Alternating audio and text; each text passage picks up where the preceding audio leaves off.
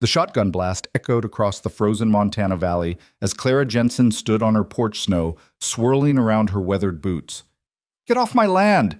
she shouted at the two figures approaching through the blizzard, a man and a small boy, both near collapse. But when the cowboy lifted his face, revealing eyes that held no threat, only desperate hope, Clara's finger trembled on the trigger.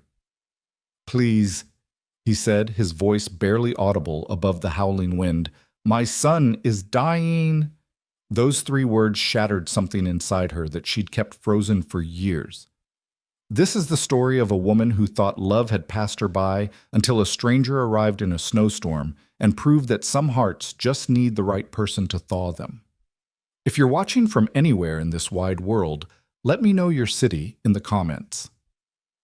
I'd love to see how far this tale of unexpected love can travel. The winter of 1882 had been particularly cruel to the Montana Territory and to no one more than Clara Jensen. At 51, she had already lived through more hardship than most people see in a lifetime. The small homestead that had once thrived under her late husband's care now stood as a monument to her stubborn refusal to surrender. Half the land had been claimed by the bank 6 months prior, leaving her with just enough acreage to sustain herself barely. Clara stood at her kitchen window that December evening, watching the snow pile higher against the fence post she'd repaired herself last autumn. Her calloused hands wrapped around a cup of weak coffee she'd been stretching the grounds for 3 days, now unable to make the trek to town through the deepening drifts. The house creaked around her, each groan of timber, a reminder of all the repairs she couldn't afford to make.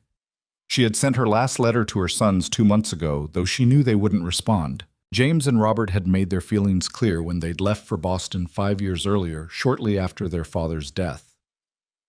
"This land is cursed, Mother," James had said, his young wife clutching his arm. "There's nothing here but death and disappointment. Come with us." But Clara couldn't leave. This land held her husband's grave, 23 years of memories and the last vestiges of her pride. She'd rather die on this patch of earth than live as a burden in some cramped Boston apartment dependent on sons who had already forgotten the feel of soil between their fingers. The knock when it came was so unexpected that Clara nearly dropped her cup. No one traveled in weather like this. The nearest neighbor, old Pete Morrison, lived 8 miles east, and he wouldn't venture out in this storm unless his place was on fire. The pounding came again, more desperate this time. Clara moved to the door, her hand instinctively reaching for the shotgun she kept loaded beside it. Through the small window, she could make out 2 shapes in the swirling white one, tall one, small. The taller figure was supporting the smaller one, and both were coated in so much snow they looked like ghosts. "Please." The voice was male hoarse with cold. "We need help." Every instinct Clara had developed in her years alone screamed at her not to open that door. But something in that voice, not just desperation, but a kind of bone-deep exhaustion that she recognized in her own soul, made her hand move to the latch. She opened the door with the shotgun visible, but not quite aimed. The man on her porch was perhaps 35, with dark hair plastered to his head by melting snow. His face was reddened by windburn, his lips nearly blue.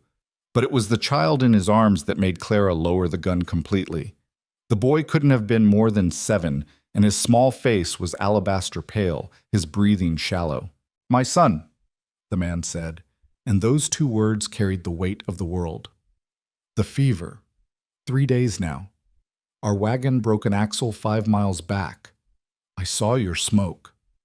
Clara stood frozen for a moment that felt like an eternity. She had built these walls around herself for good reason. Letting strangers in meant risk of theft, of violence, of complications she couldn't afford. But looking at that child's face, so reminiscent of her own boys at that age, she couldn't turn them away. "Bring him in," she said, stepping aside. "Quickly, before you both freeze." The man stumbled through the doorway, and Clara got her first good look at him in the lamplight. Despite his exhaustion, he moved with the controlled grace of someone accustomed to physical work. His clothes, though travel-worn and snow-soaked, were of decent quality, not wealthy, but not destitute either. A cowboy by the look of him, with the kind of broad shoulders and weathered hands that spoke of years working cattle. "Set him on the sofa," Clara directed, already moving to stoke the fire. "Get those wet clothes off him." The man hesitated.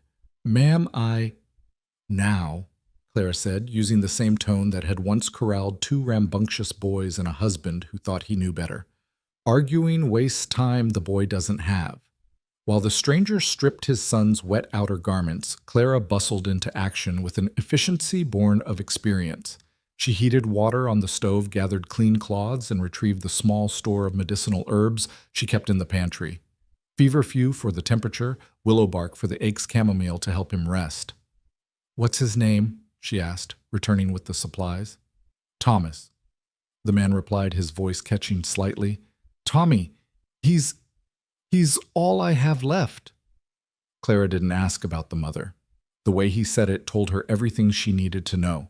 She'd heard that same tone in her own voice too many times. She worked in silence for the next hour, using every remedy she knew. The boy's fever was high, but not dangerously so yet. What worried her more was his labored breathing and the way he barely stirred even when she placed cool cloths on his forehead. "When did he last eat?" she asked. "Yesterday morning, maybe. I tried to get him to take some water, but—" Clara nodded.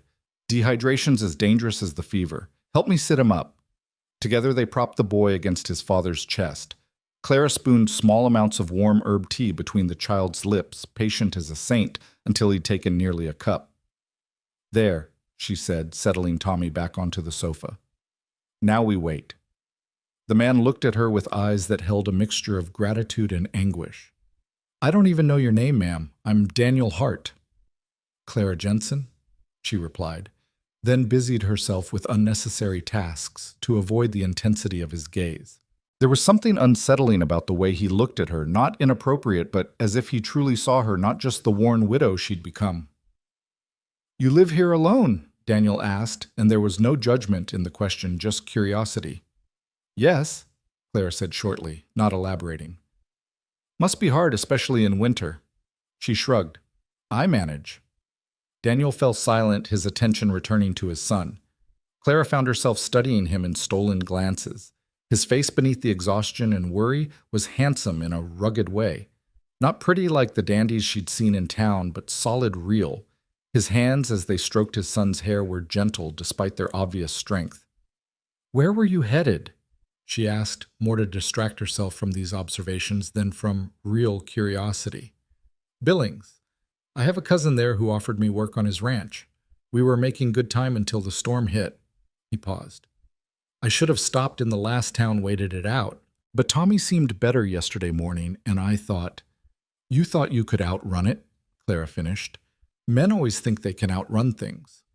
A ghost of a smile crossed Daniel's face. "Speaking from experience, 23 years of marriage worth," Clara said, then immediately regretted the admission. It invited questions she didn't want to answer, but Daniel didn't press. Instead, he said, "Your husband was a lucky man." "Was," Clara said pointedly. "He's been gone 5 years now." "I'm sorry." "Don't be. It was his time." The words came out harsher than she intended, and she saw Daniel flinch slightly. She softened her tone.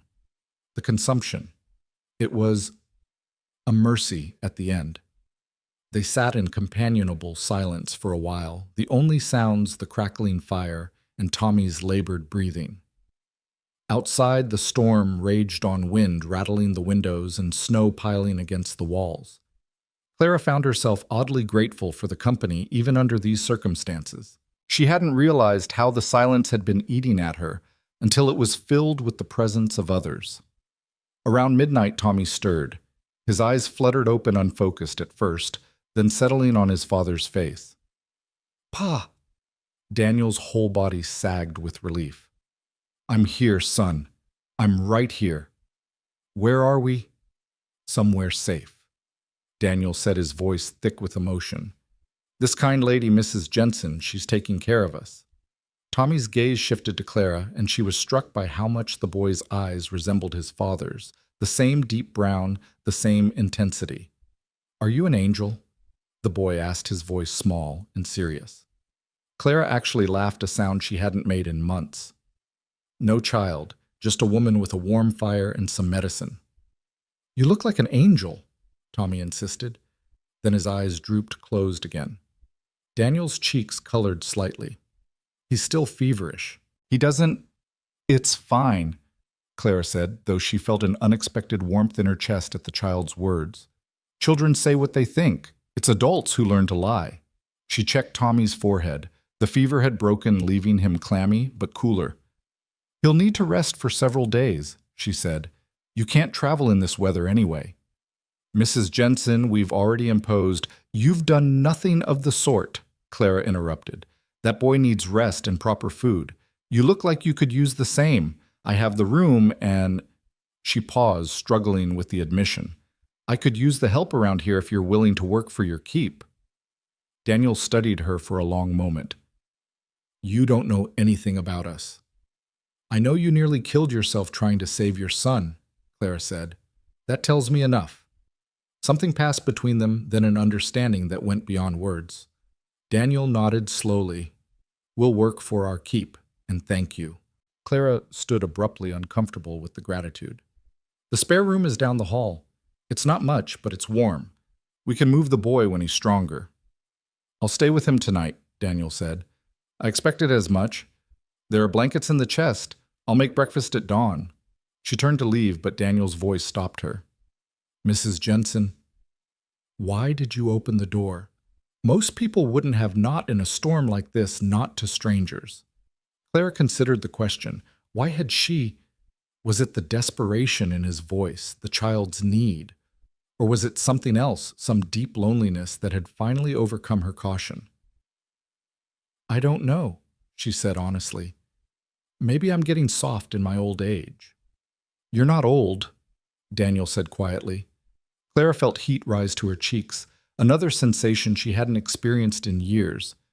51 is old enough, Mr. Hart, especially out here. Age is just numbers, Daniel said. It's the spirit that counts, and yours. He trailed off, seeming to realize he might be overstepping. Good night, Mr. Hart, Clara said firmly, retreating to her room before he could finish the thought. But sleep didn't come easily. She lay in her cold bed, listening to the storm and the occasional murmur of voices from the living room. When had this house last held the sound of others? When had she last felt needed for something beyond mere survival? The next morning dawned clear and bitter cold. Clara rose before the sun, as was her habit, and found Daniel already awake tending the fire. You should be resting, she said. I'm used to early mornings, he replied. Cattle don't care if you're tired. You're a rancher. Had a small spread in Wyoming until… He didn't finish, but Clara could fill in the blanks. Disease, drought. Indians, bandits, there were 100 ways to lose everything out here. Well, there's no cattle here, Clara said. Just chickens, and they're probably frozen solid in this weather. I could check on them, Daniel offered. And I noticed your barn door was hanging loose. I could fix that. With what I haven't got proper tools or supplies. I'm good with my hands, Daniel said, then colored slightly at the possible implications. I mean, I can make do with what's available. Clara found herself hiding a smile when was the last time she'd seen a grown man blush. There might be some old tools in the barn. My husband's. I haven't touched them since… I'll be careful with them, Daniel promised. Tommy slept most of that first day, waking only to take broth and medicine. While Daniel worked on the barn, Clara found herself checking on the boy, frequently drawn by some maternal instinct she'd thought had died with her son's departure. During one of these checks, Tommy caught her hand with his small one. You smell nice, he said drowsily, like Mama used to. What happened to your mother-child? Clara asked gently. She got sick last winter. Pa said she went to heaven. The boy's eyes, so young yet already touched by loss, met hers. Is heaven nice? I'm sure it is, Clara said, though her own faith had been sorely tested over the years. Pa cries sometimes, Tommy confided in a whisper. At night when he thinks I'm sleeping. He misses her. Clara's heart clenched. She knew that particular pain too well, the crying when you thought no one could hear the ache that never quite went away. He's lucky to have you, she told the boy. I'm lucky to have him too, Tommy said with the simple wisdom of children. And now we have you. Just until the storm passes and you're well, Claire reminded him, but the words felt hollow even to her. Daniel returned as the sun was setting, his cheeks red from cold, but his eyes bright with accomplishment. I fixed the barn door and secured the chicken coop. Lost 2 birds to this hold, I'm afraid, but the rest are alive. 2 is better than all of them, Clara said pragmatically. Sit. You need to eat. She'd made a proper meal for the first time in weeks, venison stew, with the last of her preserved vegetables bred from dough she'd been nursing along, even a pot of real coffee from her dwindling supply. Daniel ate with the appreciation of a man who'd been living on trail food, but it was the way he watched her that made Clara self-conscious. Not lustfully, but with a kind of wondering respect, as if she were something unexpected and precious. "This is excellent," he said. "Tommy's mother would have—" He stopped, pain flickering across his face. "Tell me about her," Clara said, surprising herself with the request. Daniel set down his spoon. "Elizabeth, we met in Ohio, married young. She was delicate, beautiful like a china doll, but not made for frontier life. She tried, God knows she tried, but the isolation, the hardship, it wore her down. When the typhoid came through last winter, she didn't have the strength to fight it." "I'm sorry," Clara said, meaning it. "She made me promise to give Tommy a better life," Daniel continued. "That's why we're heading to Billings. My cousin has a prosperous ranch, a town nearby with a school. Tommy deserves that stability, education, a chance at something more." Clara nodded, understanding all too well the desire to give your children better than what you had. "My boys are in Boston," she found herself saying. "They're clerks in a shipping office. They wear suits and have clean hands and wives who've never butchered a chicken. You must be proud." "I suppose," Clara said, though the word proud stuck in her throat. "They're alive and prosperous. That's what matters." Daniel studied her. "But you miss them." It wasn't a question, and Clara didn't answer. She stood to clear the dishes, but Daniel stopped her with a gentle hand on her wrist. The touch sent an unexpected jolt through her. "Thank you," he said simply, "for everything." Clara pulled away, flustered. "It's common decency, nothing more." But as she washed the dishes, she could still feel the warmth of his fingers on her skin. The storm continued for 3 more days. Daniel made himself useful in ways Clara hadn't even realized she needed, patching holes in the walls, fixing a broken chair, chopping enough wood to last a month. Tommy grew stronger each day, his natural exuberance returning. The boy followed Clara around like a shadow when his father was working, chattering about everything and nothing. "Do you know how to make snow angels?" he asked on the 3rd day. "I used to," Clara admitted. "My boys love them. Could you show me when I'm better?" "Perhaps," Clara said, though she couldn't imagine her 51-year-old body flailing in the snow.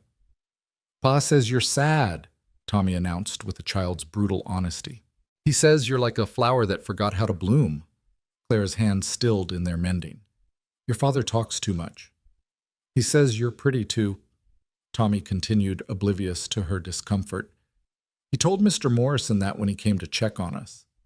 Pete Morrison had indeed stopped by that morning, having seen the smoke from Clara's chimney and worried about her in the storm. His shock at finding strangers in her home had been poorly concealed, and Clara could only imagine what gossip would spread once the weather cleared. "He didn't want to marry anyone after Mama," Tommy was saying. "But I heard him tell Mr. Morrison that you're different. You're strong." "Tommy," Daniel's voice came from the doorway, gentle but firm. "That's enough chattering. Let Mrs. Jensen work." The boy scampered off, but not before Clara caught the look of embarrassment on Daniel's face. "Children," he said apologetically. "They do say the most remarkable things," Clara agreed, focusing intently on her sewing. Daniel cleared his throat. "The storm's breaking. We'll be able to leave tomorrow, maybe the day after." Something cold settled in Clara's chest. Of course they would leave. That had always been the plan. They had somewhere to go, a future waiting for them. She was just a way station in their journey. "Of course," she said, her voice steady, "I'll pack some provisions for your travel." "Clara," Daniel said, and the use of her first name made her look up. But whatever he was going to say was interrupted by Tommy running in, exclaiming about a rainbow visible through the window. The moment passed, leaving Clara wondering what words had gone unspoken. That evening, their last together felt different. Tommy was well enough to stay up past sunset, and he insisted Clara tell him stories about her life on the homestead. She found herself sharing tales she hadn't thought about in years.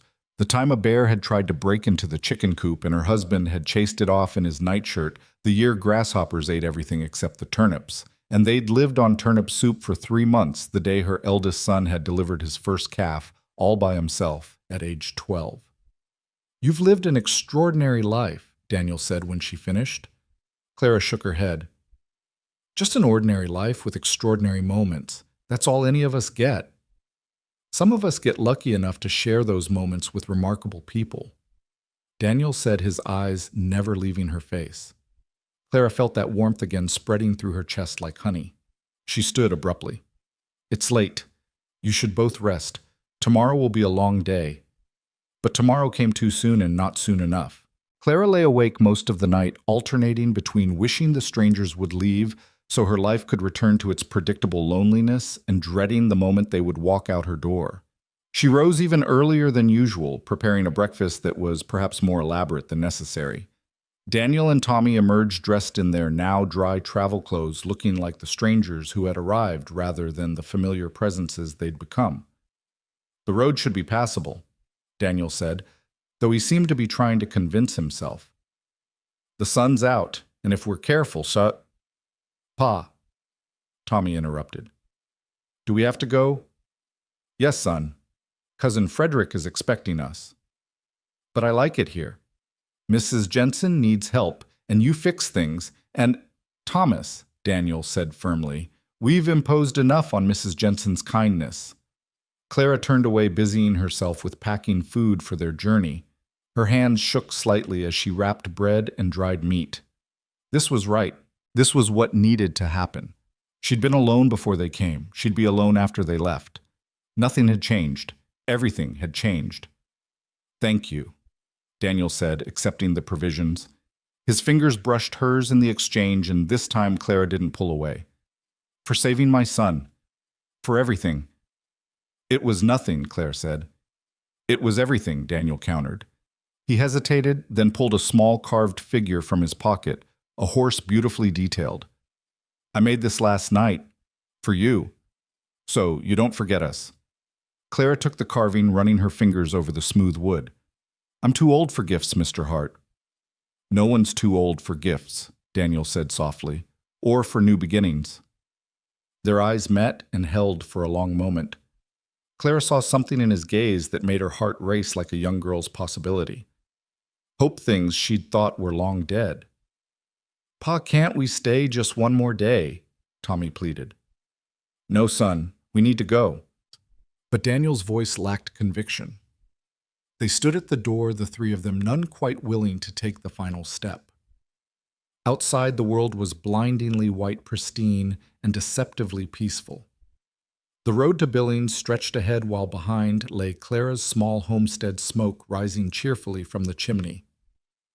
"You could stay," Clara heard herself say the words emerging without her permission. "Just until the roads are clearer, a few more days." Daniel's face transformed with something that looked like relief. "The roads are rather treacherous still." "Very treacherous," Clara agreed, though they could all see the sun shining brilliantly on the packed snow. "Yay!" Tommy shouted, throwing his arms around Clara's waist. "We're staying." Over the boy's head, Clara met Daniel's eyes again. He was smiling a real smile that took years off his weathered face. "Just a few more days," he said. "Just a few more days," Clara echoed, though something in her heart whispered that perhaps some stories were just beginning when you thought they were over. As she closed the door against the cold, the carved horse warm in her hand, Clara allowed herself to think that maybe, just maybe, 51 wasn't too old for surprises after all. The house that had felt like a tomb for the past 5 years suddenly felt like a home again, filled with Tommy's laughter and Daniel's quiet strength. She didn't know what the coming days would bring. She didn't know if Daniel and Tommy would truly leave in a few days, or if something else might grow in this snow-covered valley. But for the first time in longer than she could remember, Clara Jensen was curious about tomorrow. The winter had been long and cruel, but as she watched Daniel lift Tommy onto his shoulders, both of them grinning, she thought that perhaps spring wasn't just a matter of seasons. Sometimes it came in the form of unexpected visitors, bringing warmth to the coldest of hearts, and proving that life's greatest adventures could begin when you least expected them. The few days Daniel had mentioned turned into a week, then 2. Each morning he would mention the roads, and each morning Clara would find some reason why travel remained inadvisable. The truth was, none of them wanted this unexpected arrangement to end. Daniel had transformed from a temporary guest into something essential to the rhythm of Clara's days. He rose before dawn tending to chores she hadn't even realized needed doing. The loose boards on the porch no longer creaked. The gaps in the barn walls were sealed against the wind. Even the old water pump, which had required all her strength to operate, now moved smoothly under his repairs. But it was Tommy who had truly changed the atmosphere of the house. The boy's natural cheerfulness was infectious, and Clara found herself humming while she cooked something she hadn't done since her own boys were young. Tommy followed her everywhere when he wasn't with his father, asking endless questions about everything from how to make soap to why the rooster crowed at dawn. "Mrs. Clara," Tommy said one afternoon, using the name he'd settled on despite her gentle corrections, "why don't you have any pictures on your walls?" Clara paused in her bread-making flour, dusting her hands. The question was innocent, but it touched on something painful. She'd taken down all the family photographs after her sons left, unable to bear the daily reminder of what she'd lost. "Pictures fade," she said simply. "Pa has a picture of Mama," Tommy said. "He keeps it in his pocket. Sometimes he looks at it when he thinks I'm not watching." Clara's hand stilled in the dough. She'd noticed Daniel's quiet moments of grief, the way his hand would sometimes go to his chest pocket, touching something there before returning to his work. "It's good to remember those we've lost," she said carefully. "But it makes him sad," Tommy said, his young face troubled. "I think he needs something new to look at, something that makes him smile instead of cry." The boy's wisdom wrapped in childish simplicity made Clara's throat tight. She returned to her kneading with more vigor than necessary. That evening, after Tommy had gone to bed, Clara found Daniel sitting on the porch, despite the cold, staring out at the star-filled sky. She brought him a cup of coffee, real coffee, not the stretched ground she'd been living on before their arrival. "Thank you," he said, accepting the cup. Their fingers brushed, and neither pulled away immediately. "Tommy's worried about you," Clara said, settling into the chair beside him. Daniel sighed. "He's too perceptive for his own good." "Children often are." Clara hesitated, then asked, "Do you regret coming here, getting delayed, I mean?" Daniel turned to look at her, and in the moonlight his eyes were dark pools of emotion. "The only thing I regret is that we'll have to leave eventually." The words hung between them heavy with meaning. Clara's heart did that peculiar stuttering thing it had been doing more frequently lately. "Your cousin is expecting you," she said, though the words tasted like ash. "My cousin is expecting a broken man and his son," Daniel said quietly. "A charity case. Someone to pity and employ out of family obligation." "You're not broken," Clara said firmly. "Neither are you," Daniel countered. "Yet here we both are pretending we're just marking time when we both know something else is happening here." Clara's breath caught. They'd been dancing around this for 2 weeks, this unnamed thing growing between them. She was 51 years old, too old for romantic foolishness, too practical for fairy tales. And yet, "I'm old enough to be," she began. "You're not my mother," Daniel interrupted with a slight smile. "You're perhaps 15 years older than me. In the grand scheme of things, what's 15 years against loneliness?" "Daniel." She said his name, a warning and a plea combined. He set down his coffee and turned to face her fully. "Clara, I didn't come here looking for this. God knows after Elizabeth I thought I was done with feeling anything beyond duty to my son. But these 2 weeks, you've brought something back to life in me, in both of us." Clara stood abruptly, needing distance from the intensity of his gaze. "You're grateful, that's all. I saved your son, gave you shelter. You're confusing gratitude with what?" Daniel stood too, moving closer but not touching her. "With the way my day feels incomplete if I don't see you smile. With how Tommy has laughed more in 2 weeks than in the entire year since his mother died. With the way you've made this place feel like home when I haven't had a real home in so long. I'd forgotten what it felt like." Clara's eyes burned with tears she refused to shed. "You don't understand. I've already raised my children. I've already buried a husband. I'm past all that now. "You're alive, Yisha," Daniel said softly. You're vital and strong and beautiful in ways that have nothing to do with age. When I see you working in the kitchen, humming those little songs you don't think anyone can hear, or when you're teaching Tommy something new and your whole face lights up, or when you're just sitting by the fire mending clothes with those careful, precise stitches, Clara, you're the most alive person I've ever met. The tears did fall, then silent streams down her weathered cheeks. I'm scared. She admitted the words barely a whisper. Daniel's hand came up to cup her face, his thumb gently wiping away her tears. So am I. Terrified, actually.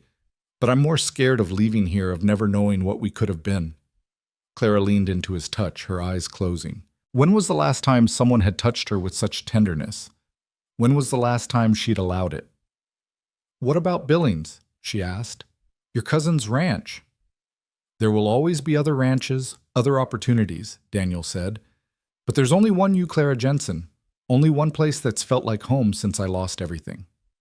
She opened her eyes to find him closer than before, close enough that she could see the flecks of gold in his brown eyes, the fine lines that spoke of laughter and sorrow in equal measure. I'm too old for you, she said one last time, but even she could hear the weakness in the protest. You're not too old for love, Daniel said, echoing words he would speak more firmly in the future. None of us are. Love doesn't check our age or our scars or our losses. It just arrives unexpected and asks us to be brave enough to accept it. Clara thought of all the reasons this was impossible. The gossip it would cause, the judgment from the town, the absurdity of starting over at her age. Then she thought of the last 2 weeks, the laughter in her home, the warmth of companionship, the way her heart lifted when Daniel walked through the door. I don't know how to do this anymore, she admitted. Neither do I, Daniel said, but maybe we can learn together. He kissed her, then gentle and careful, as if she were something precious that might break. Clara hadn't been kissed in 5 years, hadn't wanted to be until this moment. But now, standing on her porch under the vast Montana sky, being kissed by a man who saw her not as a worn-out widow, but as someone worth staying for, she felt something she'd thought was dead forever flutter back to life. When they parted, both breathing unsteadily, Daniel rested his forehead against hers. Stay, Clara said, and this time it wasn't about the roads or the weather. Both of you, stay. For how long? Daniel asked.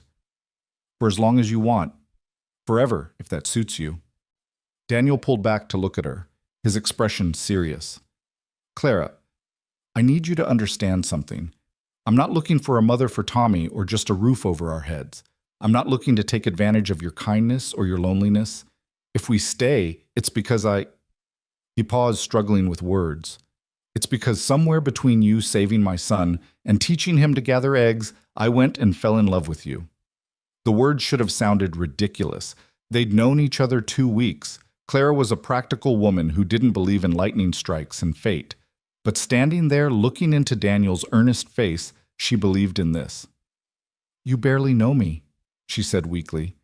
I know you work yourself to exhaustion rather than ask for help. I know you've kept your husband's tools maintained even though it hurts you to look at them. I know you cry when you think no one's watching, standing at the window looking east toward Boston. I know you give Tommy the biggest portions at dinner and pretend you're not hungry. I know you're stubborn and proud and generous and kind. I know you've been surviving instead of living just like me. What else do I need to know? Clara was crying in earnest now, years of suppressed emotion breaking through her carefully constructed walls. Daniel gathered her into his arms, and she let herself be held, let herself be comforted for the first time since she'd become the one who did the comforting. The town will talk, she said against his chest. Let them. Your cousin will think you've lost your mind. Maybe I have. Maybe losing my mind is the sanest thing I've ever done. Clara pulled back to look at him. And Tommy? What about what's best for him? Tommy needs stability. Yes, but more than that, he needs love. He needs to see that life can begin again after loss. He needs what you've already given him, a home, not just a house. As if summoned by his name, Tommy's voice called from inside. But, Pa, Mrs. Clara, I had a bad dream. They separated, though Daniel kept hold of Clara's hand. Inside, they found Tommy standing in the hallway, rubbing his eyes, his hair sticking up in all directions. "Come here, sweetheart," Clara said, opening her arms. Tommy ran to her without hesitation, burying his face in her skirts. "I dreamed we left," he said, his voice muffled. "I dreamed we went away, and you were all alone again." Clara's eyes met Daniel's over the boy's head. "That was just a dream," she said softly. "Just a bad dream." "Are we staying?" Tommy asked, looking up at her with those impossibly large eyes. "Forever." Clara looked at Daniel, who nodded slightly, a smile playing at the corners of his mouth. "Would you like that?" Clara asked the boy. "To stay here with me?" "More than anything," Tommy said, then paused. "But only if you want us. Pa says we shouldn't stay where we're not wanted." Clara knelt down to Tommy's level, her joints protesting, but her heart full. "Thomas Hart, you and your father are the most wanted people in the entire Montana Territory, at least in this house." Tommy threw his arms around her neck, nearly knocking her over. Daniel steadied them both, his hand warm on Clara's shoulder. "Does this mean you'll be my new mama?" Tommy asked innocently. Clara froze, but Daniel spoke gently. "That's a big decision, son. Let's take things one day at a time, okay?"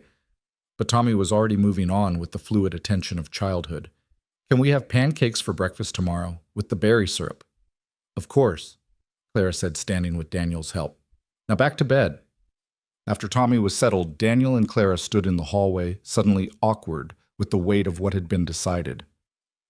"We'll need to make arrangements," Daniel said. "I'll need to write to my cousin, explain, and I'll need to find work. I can't live on your charity." "Oh, there's work enough here," Clara said. "This place needs 2 people to run it properly. Maybe we could even buy back some of the land the bank took in time." "You'd trust me with that, with your husband's land." Clara thought of the sacred ground she'd been protecting, the memories she'd been hoarding like a miser. "It's just land," she said, and for the first time she meant it. "What matters is what we build on it." Daniel took her hand, brought it to his lips. "We'll build something good, Clara, something lasting." The next morning, the neighbors knew something had changed before Daniel even made the announcement. It was in the way he and Clara moved around each other in the yard, the careful dance of 2 people newly aware of their bodies' proximity. It was in Tommy's excited chatter about staying forever. It was in the smile on Clara's face, a real smile, not the tight, polite expression the town had grown accustomed to. Pete Morrison was the first to visit, ostensibly to check on them after the storm, but really to satisfy his curiosity. He found Daniel repairing the chicken coop while Clara worked on preserving meat, Tommy helping both in turns. "Heard you might be moving on soon," Pete said to Daniel, fishing for information.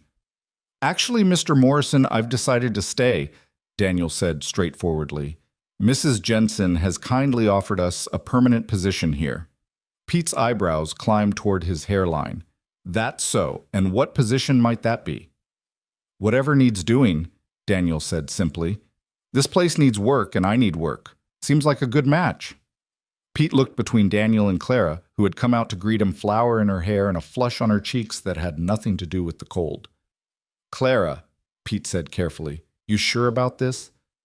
Taking on strangers?" "They're not strangers anymore, Pete," Clara said firmly. "And yes, I'm sure." Pete studied her for a long moment, then nodded slowly. "Your husband was a good man, Clara. He'd want you to be happy." "I know," Clara said softly. "That's why I'm choosing to be." After Pete left undoubtedly to spread the news far and wide, Clara found herself nervous about the town's reaction. She'd been part of this community for over 20 years, but taking in a younger man and his son unchaperoned was bound to cause scandal. "Are you regretting it already?" Daniel asked, finding her staring out the window toward town. "No," Clara said, surprised to find it was true. "Just wondering what battles we'll need to fight." "We'll fight them together, T," Daniel said, standing beside her. "That's what partners do." Partners. The word sent a warm thrill through Clara. She'd been alone so long she'd forgotten what it felt like to have someone shoulder the burden with her. The next few weeks were an adjustment for all of them. Daniel moved his few belongings into the barn, initially maintaining propriety while they figured out their new arrangement. But he took his meals with Clara and Tommy and spent his evenings by their fire. The house, which had felt too large and empty for one person, now seemed exactly the right size. Daniel proved to be more than just a hard worker. He had a sharp mind for business, suggesting improvements to their farming operations that Clara hadn't considered. He negotiated with the bank representative who came calling, managing to arrange a payment plan that might allow them to reclaim some of the lost land within a year. "How do you know so much about finance?" Clara asked one evening after he'd spent an hour explaining his plans for expanding their vegetable garden into a proper market operation. Daniel looked embarrassed. "I wasn't always a rancher. Before I met Elizabeth, I worked in a bank in Cincinnati. I gave it up for her to chase the dream of our own land out west." "Do you regret it?" Clara asked. "Not for a moment," Daniel said. "That life led me here." Tommy, meanwhile, had transformed the house with his presence. He drew pictures that Clara tacked to the walls, filling the empty spaces she'd maintained for so long. He helped her cook standing on a stool to reach the counter, chattering about everything he was learning. He brought her wildflowers from the field weeds, really, but Clara placed them in a vase as if they were the finest roses. One afternoon, while Daniel was in town getting supplies, Tommy asked Clara a question that stopped her cold. "Mrs. Clara, why don't you have any children?" Clara's hands stilled in their sewing. "I do have children, 2 sons. They live in Boston now. But why don't they visit?"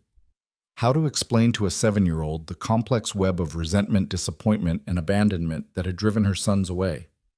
How to tell him that sometimes children grew up and decided their parents' lives weren't good enough for them? "Sometimes," Clara said carefully, "when children grow up, they need to make their own way in the world. Sometimes that takes them far from home." "But don't they miss you?" "I hope so," Clara said, though she doubted it. "But they have their own lives now." Tommy was quiet for a moment, then climbed into her lap, something he'd started doing recently. "Well, I'll never leave you," he declared, "even when I'm grown up. I'll build a house right next door and visit every day." Clara hugged him tightly, this child who wasn't hers but felt like he could be. "That sounds perfect," she said, her voice thick. When Daniel returned from town, his face was grim. Clara's stomach dropped, fearing the worst. Had someone said something? Had there been trouble? "What is it?" she asked. Daniel held up a letter. "From my cousin. He's heard about our arrangement." Clara took the letter with trembling hands. The words were harsh, judgmental. Frederick Hart called Daniel a fool, accused him of taking advantage of a vulnerable widow, suggested he was bringing shame on the family name by living in sin with a woman old enough to know better. "I'm sorry," Clara said, handing the letter back. "This is my fault. If you need to go to Billings to explain—" "Burn it," Daniel said. Clara blinked. "What? Burn it?" Daniel repeated, holding the letter out to her. "I don't need his approval or his job. I don't need family who would judge us without knowing anything about what we have here." Clara took the letter and without hesitation threw it into the fire. They watched it burn together, the judgmental words turning to ash and smoke. "There will be more letters like that," Clara warned. "More judgment." "Then we'll need a bigger fire," Daniel said. That night after Tommy was asleep, Daniel came to Clara with a proposition that made her heart race. "Marry me," he said simply, standing in her kitchen as if he were asking about the weather. Clara nearly dropped the plate she was drying. "Daniel." "Hear me out," he said, moving closer. "I know it's fast. I know people will talk regardless. But Clara, I don't want to court you properly and wait a respectable period and dance around what we both know is happening here. Life is short and uncertain. Elizabeth taught me that. We could have years together, or we could have months. But whatever time we have, I want to spend it as your husband." Clara set down the plate, her hands shaking. "I'm too old to give you more children. I have Tommy. He's enough. People will say you married me for the land, for security. Let them say it. We'll know the truth." "Daniel, I'm scared," Clara admitted. "I've been alone so long I don't know how to be married again. I don't know how to share my life, my bed, my future. What if I'm too set in my ways? What if—" Daniel silenced her with a kiss deeper than their first, full of promise and passion. When they parted, Clara was breathless. "We'll figure it out together," he said. "That's what marriage is, 2 people choosing to figure life out together no matter what comes." Clara thought of all the reasons to say no. Then she thought of the last month, how the house had come alive again, how she'd come alive again. She thought of Tommy's laughter, Daniel's steady presence, the way the three of them fit together like pieces of a puzzle she hadn't known was incomplete. Yes, she said, the word escaping before she could second-guess herself. Daniel's face broke into a grin that made him look like a boy himself. He picked her up and spun her around both of them, laughing like young lovers instead of weathered survivors of loss. When, he asked, setting her down but keeping her close. Soon, Clara said, surprising herself with her urgency. Before I lose my nerve. Tomorrow. The circuit preacher won't be through for another month. Then we'll go to town. The justice of the peace can marry us. Clara thought of the scandal it would cause marrying so quickly, without ceremony, without the proper mourning period for Daniel's wife.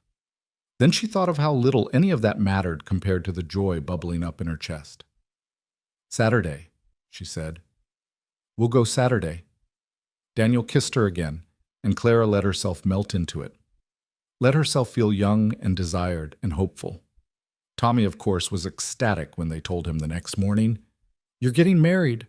Really, truly married." "Really, truly," Daniel confirmed, "if that's okay with you." Tommy launched himself at them both, his small arms trying to encompass them in a group hug. "It's the best thing ever." "Can I call you Mama now?" he asked Clara. Clara's eyes filled with tears. "If you want to, sweetheart." "Mama." Tommy tested the word, then nodded decisively. Mama Clara. The trip to town that Saturday was both nerve-wracking and exhilarating. Clara wore her best dress, the blue one she'd packed away after her husband's funeral. Daniel had trimmed his beard and put on his cleanest shirt. Tommy wore his church clothes and carried the rings, Clara's original wedding band, which she'd decided to wear again, and a simple band Daniel had bought in town with the last of his savings. The justice of the peace, Mr. Whitman, couldn't hide his surprise when they walked in. "Mrs. Jensen, is everything all right?" "Everything's fine, Mr. Whitman. We're here to be married." Whitman's eyes went to Daniel, then to Tommy, then back to Clara. "Married? But that is... How long have you known each other?" "Long enough," Clara said firmly. "Are you going to marry us or not?" Whitman clearly wanted to object to counsel them about hasty decisions and proper courtship periods. But something in Clara's expression, perhaps the first real happiness he'd seen on her face in 5 years, stopped him. "Very well," he said. "You'll need witnesses." "We'll find some," Daniel said.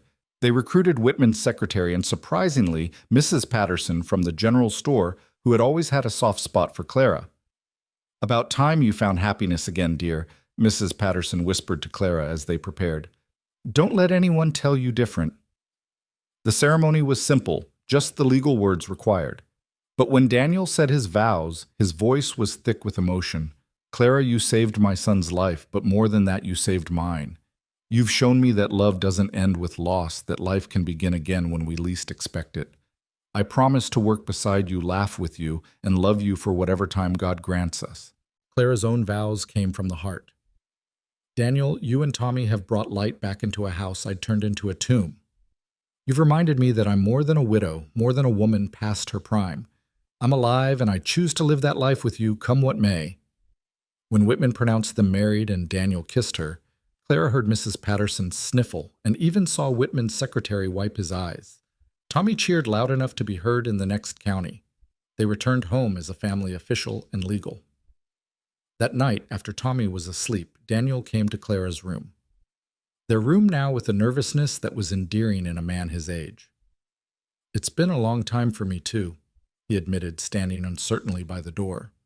Clara, who had been brushing her hair, set down the brush and held out her hand. "Then we'll be patient with each other." What followed was tender and sweet, two people rediscovering intimacy after loss, finding comfort and passion in equal measure. Afterward, lying in Daniel's arms, Clara felt a completeness she hadn't experienced in years. No regrets. Daniel asked, his fingers tracing patterns on her shoulder. "None," Clara said, and meant it. "You..." "Only that I didn't find you sooner." They were quiet for a moment, then Clara said, "The town will be in an uproar tomorrow." "Good," Daniel said. "Give them something interesting to talk about for once." Clara laughed, the sound free and unrestrained. "You're a troublemaker, Mr. Hart." "Mrs. Hart," Daniel corrected, and the name sent a thrill through Clara. "And yes, I am. but I'm your troublemaker now." The predicted uproar did come. Some neighbors were scandalized by the quick marriage. Others were surprisingly supportive. Pete Morrison summed up the general feeling when he stopped by a week later. "Clara, I've known you for 15 years, he said. "I've watched you work yourself to the bone alone and proud. If this man makes you happy, if he treats you and this land right, then to hell with what anyone else thinks." The real test came when Clara's sons got word of her remarriage. The letter from James was harsh, accusing her of dishonoring their father's memory, of acting like a foolish old woman. Robert's was slightly kinder, but still disapproving, suggesting she'd been taken advantage of in her loneliness. Clara read the letters once, then handed them to Daniel. "What should I do? What do you want to do?" Clara thought about it. "I want to write them back. I want to tell them that I've found happiness again, that their father would have wanted this for me. I want to invite them to visit to meet you and Tommy, to see that I'm not some addled old fool, but a woman who chose love over loneliness." "Then do that," Daniel said simply. So she did. She wrote heartfelt letters to both sons explaining her decision, sharing her joy, extending an invitation. She didn't know if they would respond, if they would ever understand. But she had tried, and that was all she could do. As autumn settled over the valley, Clara stood on her porch, their porch watching Daniel and Tommy work in the garden. They were harvesting the last of the vegetables, Tommy chattering excitedly about the upcoming harvest festival in town. Daniel looked up, caught her watching, and smiled that smile that still made her heart flutter. This wasn't the life Clara had planned. At 51, she'd thought her story was all but written, just a long, slow fade into solitude and memory. But life, she was learning, had a way of surprising you when you least expected it. Daniel had been right that night on the porch. Love didn't check your age or your scars.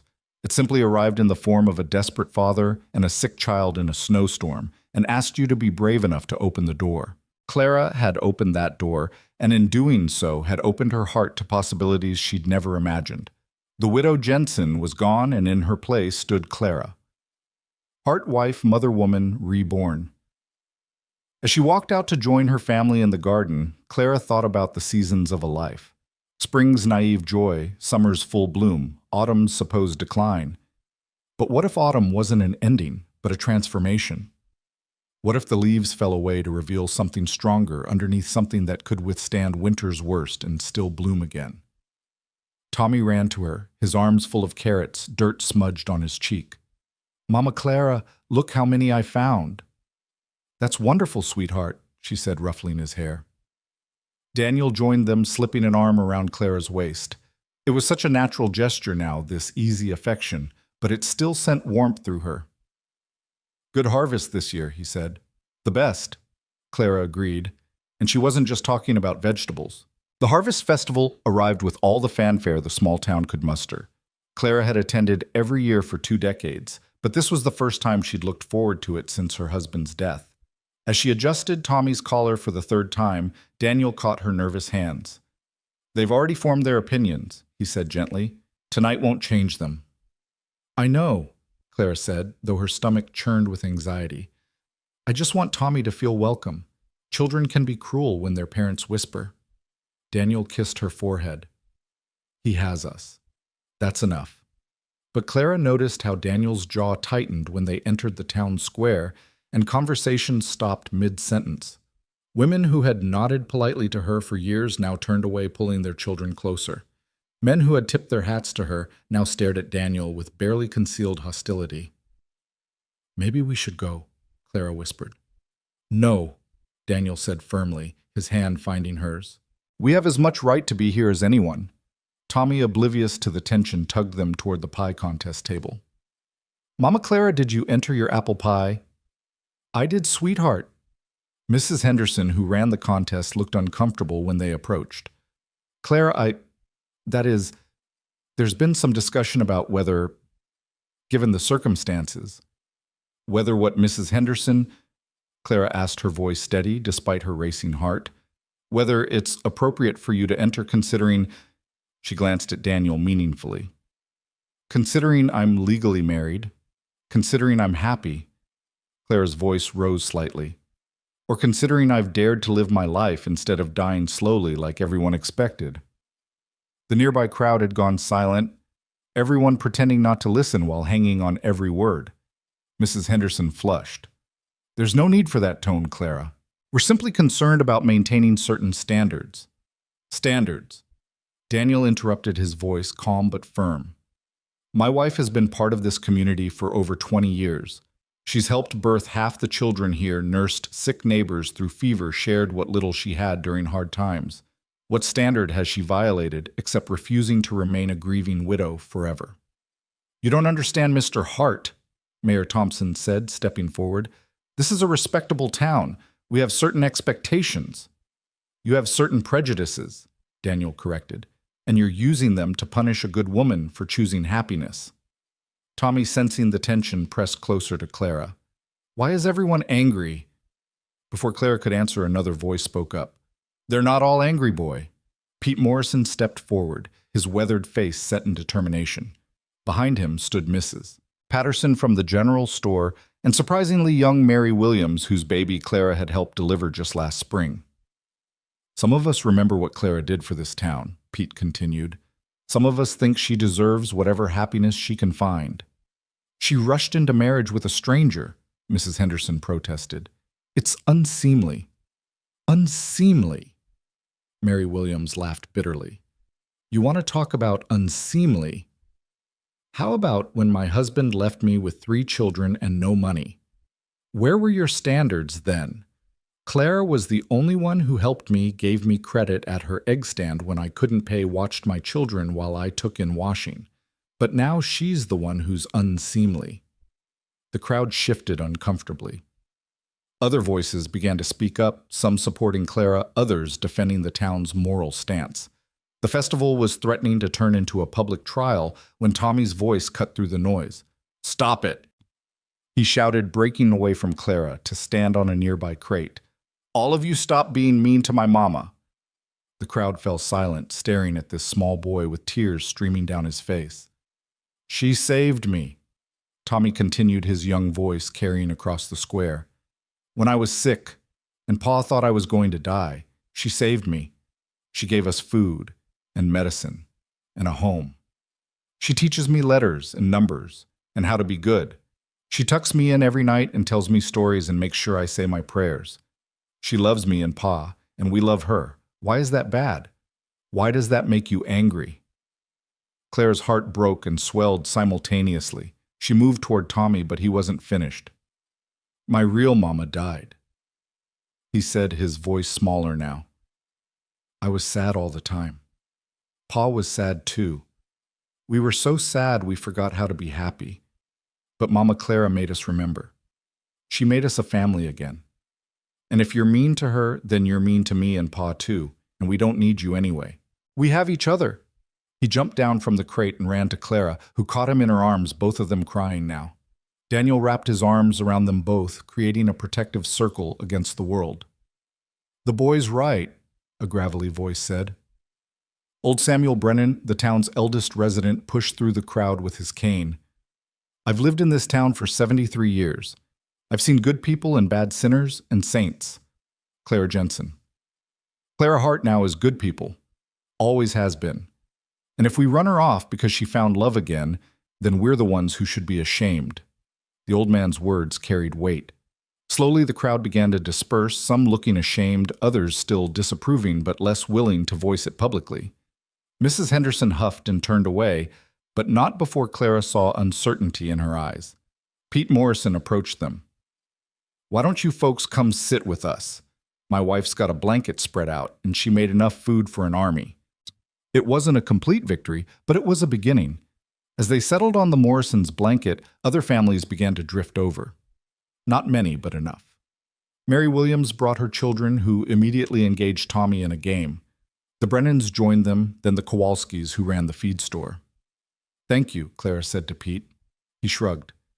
Town's got to decide what kind of place it wants to be. I figure a place that punishes happiness ain't worth living in. As the evening wore on, Clara began to relax. Daniel's hand found hers in the darkness as they watched Tommy play with the other children, his earlier tears forgotten in the joy of new friendships. The pie contest results were announced, and though Clara's pie didn't win, She suspected that was deliberate. Several people made a point of telling her it should have. But the real test came the next morning when they attended church. The congregation's reaction would set the tone for their future in the community. Clara dressed carefully, choosing her most conservative dress. Daniel wore his best suit, and Tommy was scrubbed until he shone. "Whatever happens," Daniel said as they approached the church, "we face it together." The whispers started the moment they entered. Clara kept her head high, leading her family to the pew she'd occupied for 20 years. A few families deliberately moved away, but others nodded in greeting. When Reverend Mitchell took the pulpit, the congregation held its breath. Today's sermon. He began, his eyes finding Clara's, is about love, specifically 1 Corinthians chapter 13. Clara felt Daniel's hand tighten on hers. "Love is patient," the Reverend read. "Love is kind. It does not envy. It does not boast. It is not proud. It does not dishonor others. It is not self-seeking. It is not easily angered. It keeps no record of wrongs." His gaze swept the congregation. How many of us can say we embody these words? How many of us choose kindness over judgment, patience over condemnation? Mrs. Henderson shifted uncomfortably in her front pew. "The scripture tells us that love never fails," Reverend Mitchell continued. "It doesn't say love has an age limit. It doesn't say love must follow our timeline or meet our approval. It simply says, love never fails." He paused, letting his words sink in. "I've been minister here for 15 years. In that time, I've seen Clara Jensen bear loss with grace work, with determination, and give with generosity. If she has found love again, who are we to question God's gift?" The sermon continued, but Clara barely heard it through her tears. Daniel squeezed her hand and Tommy leaned against her side. When the service ended, the congregation's exit was subdued. But as the Hart family prepared to leave, Reverend Mitchell stopped them. "Clara, Daniel, might I have a word?" They followed him to his office, Tommy trailing behind. "I wanted to apologize," the Reverend said once the door was closed. "I should have performed your marriage ceremony. I let town gossip influence my judgment, and that was wrong." "It's done now," Clara said. "Yes, but I'd like to offer something, a blessing ceremony. Not a wedding since you're already married, but a public blessing of your union. It might help the community accept—" "No," Daniel interrupted.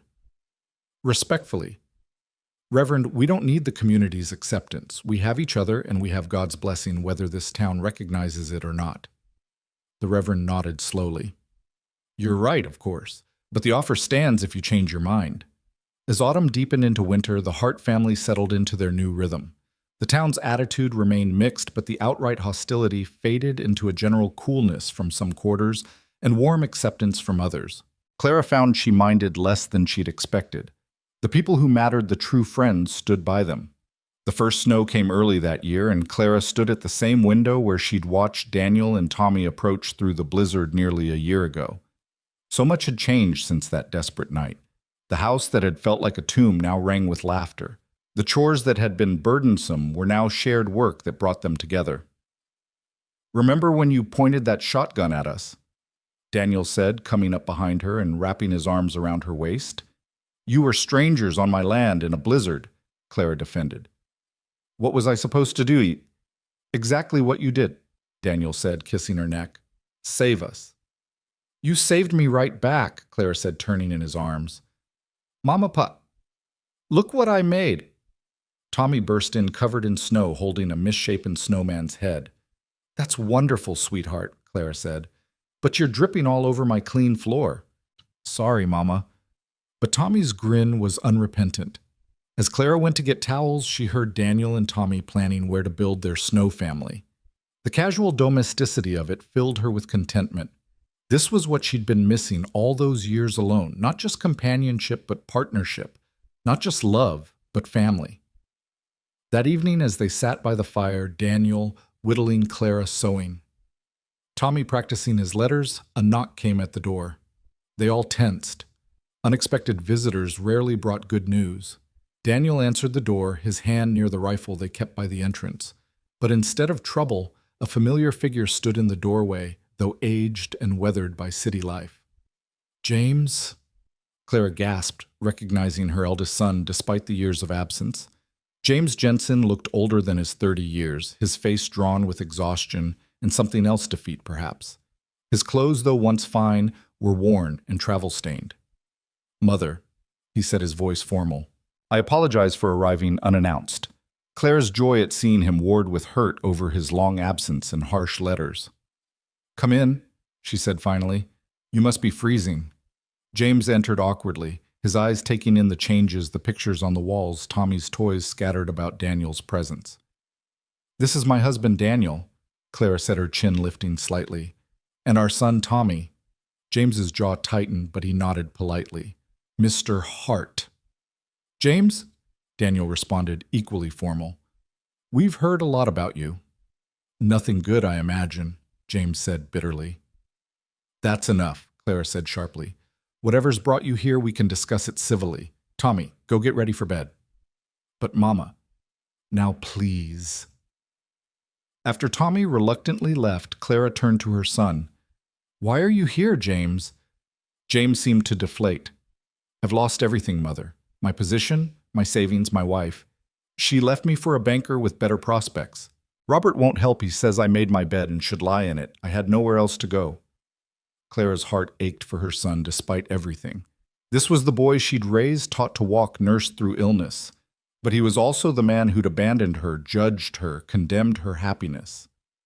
"So you've come home to the life you rejected," Daniel said quietly. "The life you were so eager to leave behind." James flushed. "I was young and foolish." "You were cruel," Clara said, surprising herself with her bluntness. "Your letters when you left your condemnation of my marriage, you were cruel, James."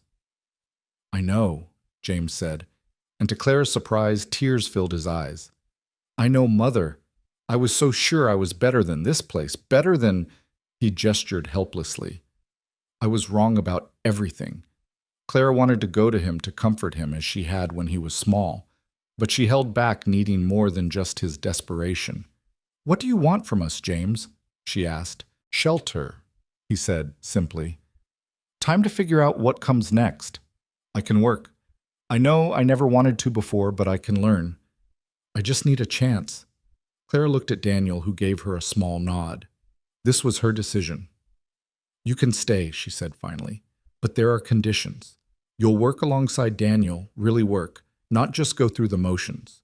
You'll treat Tommy as your brother because that's what he is now, and you'll respect our marriage, our choices, our life. If you can't do those things, you're not welcome here." James nodded quickly. "I understand. Thank you." "Don't thank me yet," Clara said.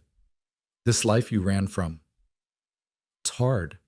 Harder than you remember, and we won't coddle you just because you're my son."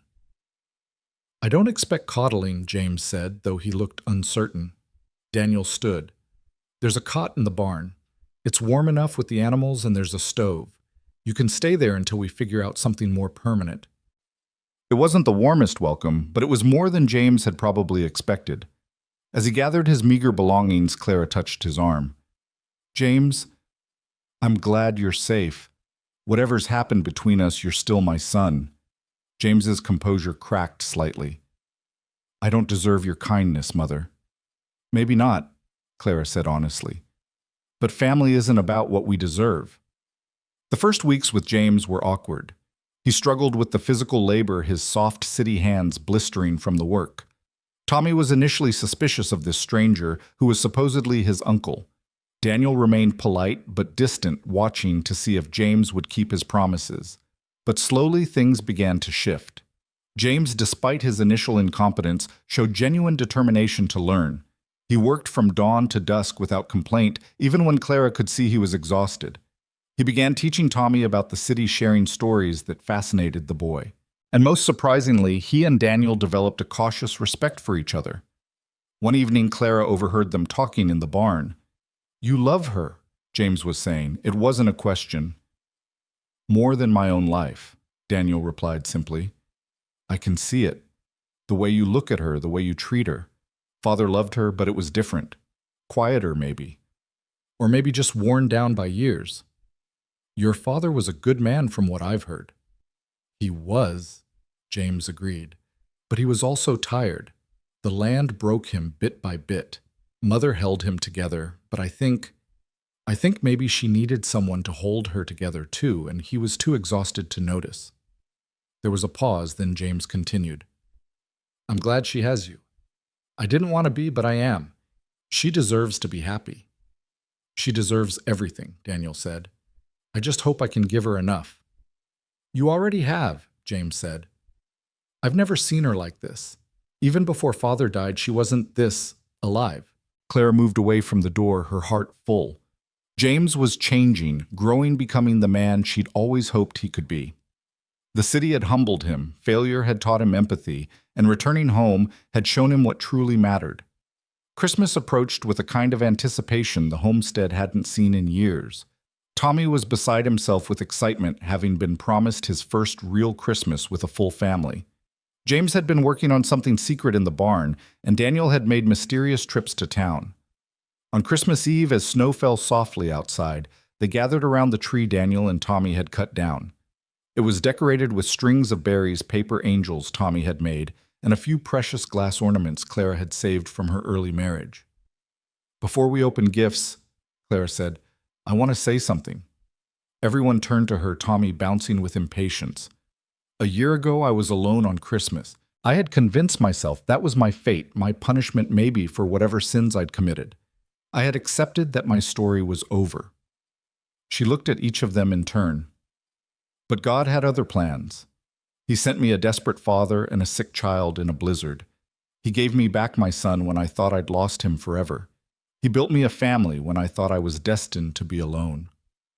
She wiped her tears, not caring that they could see her cry. This year, I'm grateful, not just for the big things, but for all of it.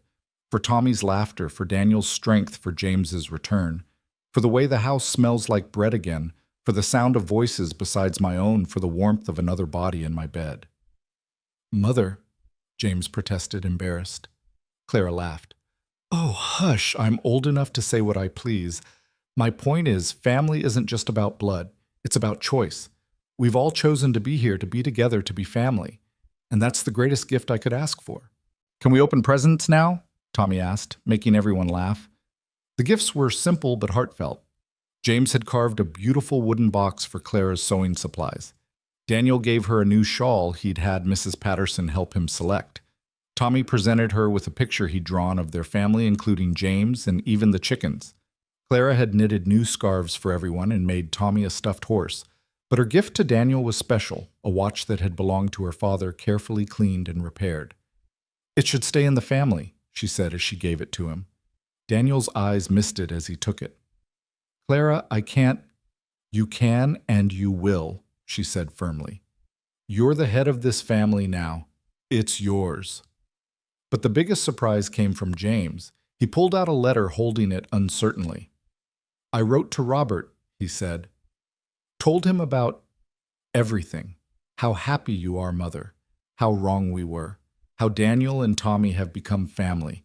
And I asked him to come visit to see for himself. Clara's hand went to her heart. James? He might not come, James warned. He's stubborn, and his wife has opinions, but I tried. That's all we can do, Clara said, hugging her eldest son for the first time in years. Try. As winter deepened, the Hart family settled into their new configuration. James proved to be a quick learner once he overcame his initial resistance to physical labor. He had a good head for numbers and began helping Daniel with the business side of their expanding operation. Tommy thrived with the attention of 3 adults. His reading improved dramatically under James's tutelage, while Daniel taught him practical skills, and Clara nurtured his gentle heart. The boy who had arrived near death was now robust and energetic, his laughter a constant soundtrack to their days. One morning in late January, Clara woke to find Daniel already up, staring out the window at the snow-covered fields. What is it? She asked, joining him. Just thinking about how different everything is from last year, he said, pulling her against him. Sometimes I can barely believe it's real. It's real, Clara assured him, standing on her toes to kiss him. Every beautiful, chaotic, imperfect bit of it. No regrets, he asked, as he did sometimes when the doubt crept in. Only one, Clara said, and his face fell until she continued. That we didn't find each other sooner. A commotion outside interrupted them. Tommy's voice high with excitement and James calling out something they couldn't make out. They dressed quickly and went to investigate. In the yard stood a fancy carriage incongruous against the rustic setting. Beside it stood a man Clara recognized despite the years her younger son Robert. With him was a primly dressed woman, who must be his wife Margaret, and 2 children Clara had never met her grandchildren. "Robert," she breathed, hardly daring to believe it. Robert looked older, more serious than she remembered. His eyes took in the scene, James in work clothes. Daniel's arm around Clara's waist, Tommy bouncing excitedly. "Mother," he said formally. Then his composure cracked. "Mama." Clara ran to him, not caring about dignity or propriety. Her baby boy, her youngest, had come home. Robert caught her hugging her tightly, and she felt him shake with suppressed emotion. "I'm sorry," he whispered. "James's letter. I was wrong. We were both wrong." "Shh," Clara soothed. "You're here now. That's what matters." Margaret stood stiffly beside the carriage, clearly uncomfortable. The 2 children, a boy about Tommy's age and a younger girl, peered out curiously. "Margaret," Clara said warmly, though she'd never met the woman. "Welcome. You must be frozen. Come inside."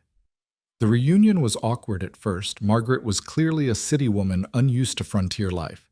She looked askance at the simple furnishings, the rustic conditions.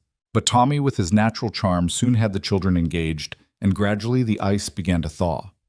Over dinner, the story came out. Robert's business had been struggling.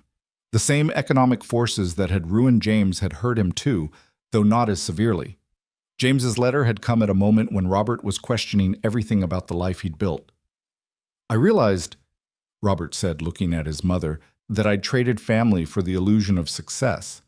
I had money and position, but I was miserable. Margaret was miserable. The children barely knew me because I worked all the time." "So what are you saying?"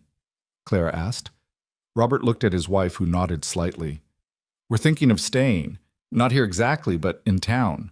Starting over, simpler, better." Clara's heart soared, but she kept her voice steady. "That's a big decision." "It is." Margaret spoke for the first time. "But seeing you all here, seeing how happy you are despite having so much less materially, it's made us think." "Think what?" Daniel asked. "That maybe we've been valuing the wrong things," Margaret admitted. Over the next few days, Robert and his family integrated into the household routine. Margaret, despite her initial prissiness, proved to be intelligent and willing to learn. She helped Clara with household tasks, asking questions about everything from bread making to preserving meat. Robert worked alongside James and Daniel, the 3 men developing an easy camaraderie. Plans began to form, expanding the operation, perhaps opening a store in town to sell their produce directly, bringing in new breeding stock to improve the chickens. "We could make this place profitable," Robert said one evening, his business mind engaged. "Really profitable, not just subsisting." "It's already profitable," Clara said mildly. "It gives us everything we need." "But it could give you more," Robert insisted. "You deserve more, Mother." Clara looked around the room at Daniel, steady and strong, at Tommy and her grandchildren playing together, at her sons finally home, at Margaret slowly becoming the daughter she'd never had. "I have everything I could ever want," she said simply. But the boys' enthusiasm was infectious, and soon even Clara was caught up in their plans. They would buy back the land the bank had taken, expand the barn, maybe even hire help during harvest. It wasn't about the money, really, but about building something together, something that would last. One evening, as the women cleaned up after dinner and the men discussed business plans, Tommy approached Clara with a serious expression. "Mama?" "Clara, are you happy?" he asked. Clara set down her dish rag and gave him her full attention. "Why do you ask, sweetheart?" "Because you smile all the time now. Before, when we first came, you smiled sometimes, but now you smile even when you're doing dishes." Clara pulled him into her lap, this precious boy who had brought such light into her life. "Yes, my darling, I'm happy. Happier than I've ever been. Because of Pa. Because of your Pa and you and James and Robert and everyone. Because our family is complete." "Will it always be like this?" Tommy asked with a child's need for reassurance. Clara thought about lying, about promising him that nothing would change, but she respected him too much for that. "Nothing lasts forever, sweetheart, People get older, things change. But the love lasts. No matter what happens, the love we have for each other will always be there. Tommy seemed satisfied with this and scampered off to play. But his question lingered in Clara's mind. She was 52 now, Daniel 37. If they were lucky, they might have 20 years together, maybe 30. It wasn't enough, would never be enough. But it was so much more than she'd thought she'd have. That night, as she and Daniel prepared for bed, she shared Tommy's question and her thoughts. "He's right, you know," Daniel said. "You do smile more now." "I have more to smile about." Daniel pulled her close. "I want to give you a lifetime of smiles, Clara Hart." "You already have," she said. "Every day with you is a lifetime's worth of joy compressed into 24 hours. "That's very poetic," Daniel teased. "I'm a very poetic old woman." "You're not old, huh?" Daniel said, as he always did. "I'm not young either," Clara replied, as she always did. "You're perfect," Daniel said, which was new. Clara looked up at him, this man who had crashed into her life and refused to leave, who had seen her not as a used-up widow, but as a woman worth loving. "I love you," she said, the words still feeling new and precious, even after months of marriage. "And I love you," he replied. "Today, tomorrow, and all the days after that." As spring arrived, bringing with it the promise of new growth, the Hart homestead hummed with activity. Robert had indeed moved his family to town, opening a general store that would sell their produce and goods from other local farms. James had surprised everyone by showing a real talent for animal husbandry and was working on improving their chicken breeds. Clara stood in her garden, the same one she'd tended alone for so many years, now expanded and bursting with potential. Tommy worked beside her, carefully planting seeds while chattering about his plans for the future. "When I grow up," he announced, "I'm going to have the biggest farm in Montana, and you and Pa can live with me, and Uncle James and Uncle Robert can visit all the time." "That sounds wonderful," Clara said, her heart full. "And maybe I'll have a wife like you," Tommy continued. "Someone brave and kind who makes good pie." Clara laughed. "Those are excellent qualities to look for in a wife." "Pa says you're the best wife in the whole world," Tommy informed her. "He says he's the luckiest man alive."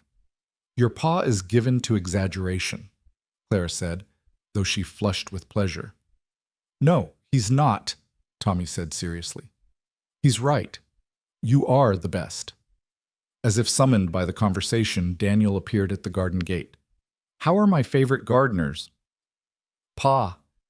Tommy ran to him, and Daniel swung him up onto his shoulders. "The seeds are all planted," Tommy reported. "Mama Clara says we'll have the best vegetables in the county." "I don't doubt it," Daniel said, his eyes meeting Clara's over Tommy's head. "Your Mama Clara has a gift for making things grow." The summer that followed brought prosperity beyond anything Clara had imagined.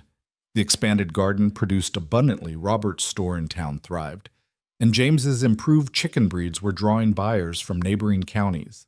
But more than material success, it was the rhythm of family life that filled Clara's days with purpose.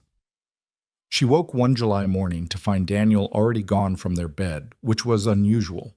Through the window, she could see him in deep conversation with James and Robert near the barn. Their expressions were serious, and Clara felt a flutter of worry. The last time the men had looked so grave was when they discovered blight on some of the crops. Dressing quickly, she went to start breakfast, but her mind remained on whatever was troubling them. Tommy bounded into the kitchen, already dirty from some early morning adventure. "Mama Clara, Uncle James says there's going to be a surprise today," he announced, climbing onto his usual chair. "Did he now?" Clara asked, relaxing slightly. If it was a surprise rather than a crisis, perhaps her worry was unfounded. "A big surprise," Tommy confirmed, "but he wouldn't tell me what. That's not fair, is it?" "Sometimes surprises are better when we wait for them," Clara said, though her own curiosity was piqued. The men came in for breakfast acting perfectly normal, though Clara caught them exchanging meaningful glances. Daniel's hand found hers under the table, squeezing gently. "You're up to something," she accused quietly. "Always," he replied with a grin that made him look years younger. After breakfast, Daniel suggested a walk. "Just the two of us," he said. "Tommy, you stay and help your uncles." "But, Pa—" "No arguments," Daniel said firmly, though his eyes twinkled. Clara took his offered arm, suspicious but willing to play along. They walked past the garden, past the expanded chicken coops toward the eastern edge of their property. As they crested a small hill, Clara stopped in her tracks. There, where the old Patterson place had stood abandoned for 3 years, was activity. Several men were working on the dilapidated house, hammering and sawing. A wagon loaded with lumber stood nearby. "Daniel what?" "We bought it," Daniel said simply. "Your sons and I. We pooled our resources and bought the Patterson place. All 40 acres. Clara's legs went weak and Daniel steadied her. 40 acres, but the cost was manageable with Robert's business sense and James's savings from the chicken sales. We closed the deal yesterday. "But why didn't you tell me?" Daniel turned her to face him. "Because you would have worried about the expense. You would have said we had enough that we didn't need more. And you would have been wrong." Clara opened her mouth to protest, then closed it. He was right. She would have said exactly that. "This land connects our property to the main road," Daniel continued. "It gives us better access for transporting goods. The house once repaired can be for James when he's ready, or for hired hands during harvest. The possibilities are endless." "When he's ready," Clara repeated. "You mean when he marries?" Daniel smiled. "Haven't you noticed? He's been spending quite a bit of time in town lately, and not just for business." Clara thought about it and realized Daniel was right. James had been making more frequent trips to town, returning with a lighter step and occasional smile. "Who?" "The young widow Morrison, Pete's daughter-in-law." "Sarah Morrison." Clara was surprised. Sarah had lost her husband 2 years ago to a riding accident, leaving her with a young daughter. She was sweet but shy, keeping mostly to herself. "They've been talking after church," Daniel said. "James helped her with some repairs on her house. One thing led to another." Clara felt a mix of emotions: joy that James might find love, worry about another change, wonder at how much could happen without her noticing. "You knew and didn't tell me." "James asked me not to. He wanted to be sure before involving you. He knows how much your opinion matters." They stood looking at the work being done, and Clara felt overwhelmed by the magnitude of what her family had accomplished. A year ago, she'd been barely holding on to half her original land. Now they own nearly 100 acres combined. "It's too much," she said weakly. "It's exactly right," Daniel countered. "We're building something here, Clara, not just for us, but for Tommy, for any grandchildren that might come for generations we'll never see." Clara thought of her husband, how he'd dreamed of exactly this, a legacy, something to pass on. He'd died thinking he'd failed, but here was Daniel, a stranger who'd become everything fulfilling those dreams. "He would have liked you," she said suddenly. "My first husband. He would have appreciated what you're doing." Daniel was quiet for a moment. "I hope so. I hope he knows I'm taking care of what he loved." They walked back slowly, and Clara found herself seeing their land with new eyes. It wasn't just about survival anymore. They were thriving, building, creating something that would outlast them all. That evening, James finally told Clara about Sarah. He was nervous, stumbling over his words like a young boy rather than a man of 31. "She's nothing like my first wife," he said. "She's strong, practical. She understands this life because she's lived it. And her daughter Lucy, she needs a father." "And you need a family," Clara said gently. "I have a family," James protested. "You, Daniel, Tommy." "A family of your own," Clara clarified. "There's no shame in wanting that, James." Would you meet with her properly? I mean, give your blessing." Clara was touched that it mattered to him. "Of course, invite her for Sunday dinner." Sarah Morrison came that Sunday, bringing her daughter Lucy and a berry pie that rivaled Clara's own. She was 28 with sun-streaked brown hair and capable hands. More importantly, she looked at James with a warmth that made Clara's heart ease. Lucy, who was 5, immediately attached herself to Tommy, following him around with adoration. Tommy, used to being the youngest, preened under the attention. "Your mother must be pleased," Clara said to Sarah as they cleaned up after dinner. Sarah's face shadowed. "She passed last winter, the influenza." "I'm sorry, I didn't know." "We kept it quiet. Pa Morrison, that's what I call James's father, he took it hard. That's partly why I think he's been pushing James and me together. He wants family around again." Clara studied the younger woman. And what do you want? Sarah met her eyes directly. I want a partner. Someone to share the load to laugh with at the end of a hard day. I had that once briefly. I'd like it again. She paused.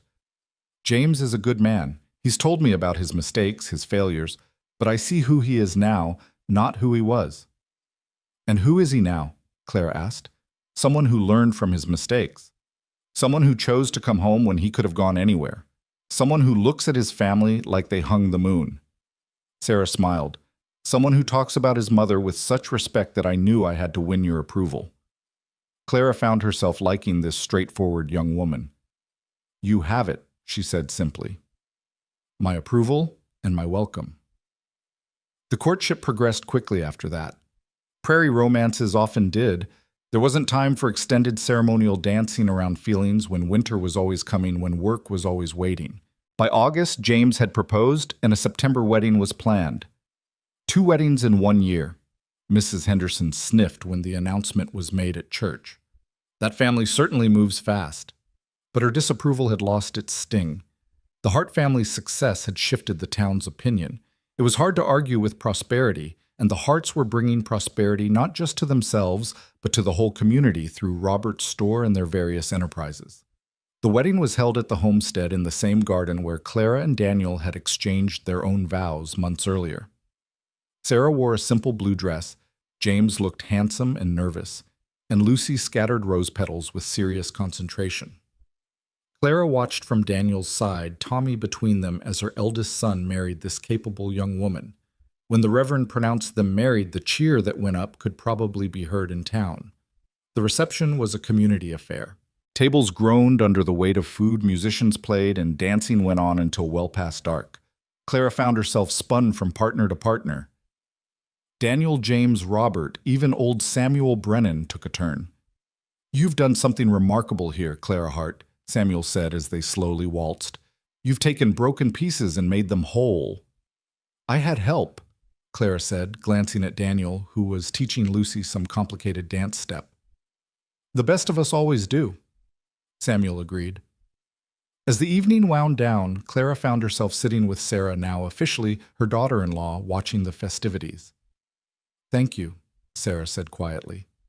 For what? For raising a man worth marrying, for accepting me, for all of this.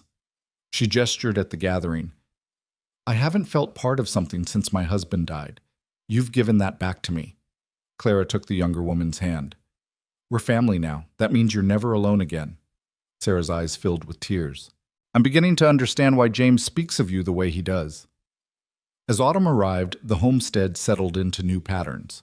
James and Sarah had moved into the renovated Patterson house, close enough to be part of daily life, but with their own space to build their marriage.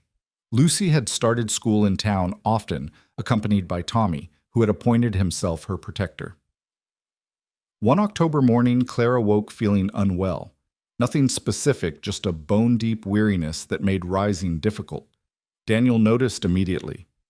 You're pale, he said, feeling her forehead. No fever, though. I'm fine. Clara insisted, though standing made her dizzy. Just tired. We've been working hard. Too hard, Daniel said firmly. You're staying in bed today. Daniel, I can't. You can and you will. His tone brooked no argument. Sarah can handle the household duties. You rest. Clara wanted to protest, but the truth was lying back down felt wonderful. She dozed fitfully through the morning, waking to find Tommy sitting beside her bed, his face creased with worry. Are you sick, Mama Clara? Just tired, sweetheart. Lucy's mama died after being tired. Tommy said, his voice small. Clara's heart clenched. She pulled him onto the bed with her. I'm not dying, Tommy. Sometimes people just need rest. Promise. I promise. I'm too stubborn to die. Ask anyone. That got a small smile from him. Pa says you're the stubbornest person he knows. Your pa is a smart man. But the fatigue persisted for days, accompanied by occasional dizziness and a loss of appetite that worried Daniel tremendously. He wanted to fetch the doctor from town, but Clara refused. It's just the change of seasons, she insisted. Women my age go through these things. It was Sarah who finally challenged her. She came by with soup and found Clara trying to work despite obvious exhaustion. "Mother Hart," she said, using the formal address she'd adopted. "May I speak plainly?" "Of course." "You're being foolish. You tell everyone else to take care of themselves, but you won't do the same. What kind of example is that?" Clara was taken aback by her daughter-in-law's directness. James is worried sick. Daniel barely slept last night. Tommy asked me if you were going to heaven like his first mama. And you sit here claiming you're fine when anyone can see you're not." The words stung because they were true. Clara had always been the caretaker, the strong one. Admitting weakness felt like betrayal of that role. "What if it's something serious?" she asked quietly, voicing her real fear. "Then we deal with it," Sarah said simply. "Together. That's what family does." The doctor came that afternoon despite Clara's protests. Dr. Williamson was new to town, younger than the previous doctor, with modern ideas that sometimes scandalized the older residents. After a thorough examination, he sat back with a puzzled expression. "Mrs. Hart, have you experienced any unusual symptoms besides fatigue, nausea, perhaps tenderness?" "Some nausea in the mornings," Clara admitted. "But I assumed it was from worry." The doctor's expression grew more peculiar. "Mrs. Hart, I need to ask some delicate questions. When was your last monthly course?" Clara flushed. "Doctor, I'm 52 years old. Such things have been irregular for years now." "But when was the last one?" Clara thought about it and realized she couldn't remember. 2 months. 3. She'd assumed it was the final cessation that came to all women her age. "I'm not certain, but surely you're not suggesting—" "I'm suggesting," the doctor said carefully, "that your symptoms are consistent with pregnancy." The word hung in the air like an impossibility. Clara stared at the doctor, then burst into laughter, slightly hysterical laughter. "That's absurd. I'm 52 years old. I've already raised 2 sons. I'm a grandmother, for heaven's sake." "And yet," the doctor said mildly, "it's not unheard of. Rare, certainly. Risky, absolutely, but not impossible." Clara's laughter died. She thought of the past months with Daniel, the renewal of physical intimacy she'd thought was years behind her. Could it be possible? But the risks are significant, the doctor admitted. "At your age, pregnancy and childbirth carry dangers. We would need to monitor you carefully, but many women have successfully borne children at your age." Clara's mind reeled. A baby. At her age. What would people say? What would Daniel say? Oh God, what would her sons say? "I need to think," she managed. "Of course, but if you are pregnant, we need to begin proper care immediately. No more heavy work, proper nutrition, regular checkups." After the doctor left, Clara sat in stunned silence. A baby. The thought was terrifying and wonderful and impossible all at once. Daniel found her there an hour later, still sitting in the same position. "Clara, what did the doctor say? Is it serious?"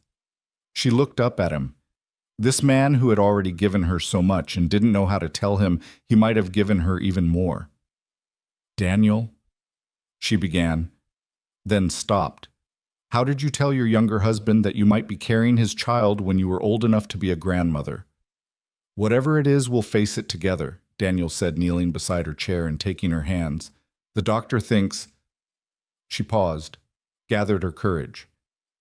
"He believes I might be with child." Daniel's face went through a series of expressions: shock, disbelief, wonder, and finally joy mixed with concern. "A baby," he whispered. "Our baby. It might not be true. It seems impossible at my age. And even if it is true, the risks—" Daniel silenced her with a kiss.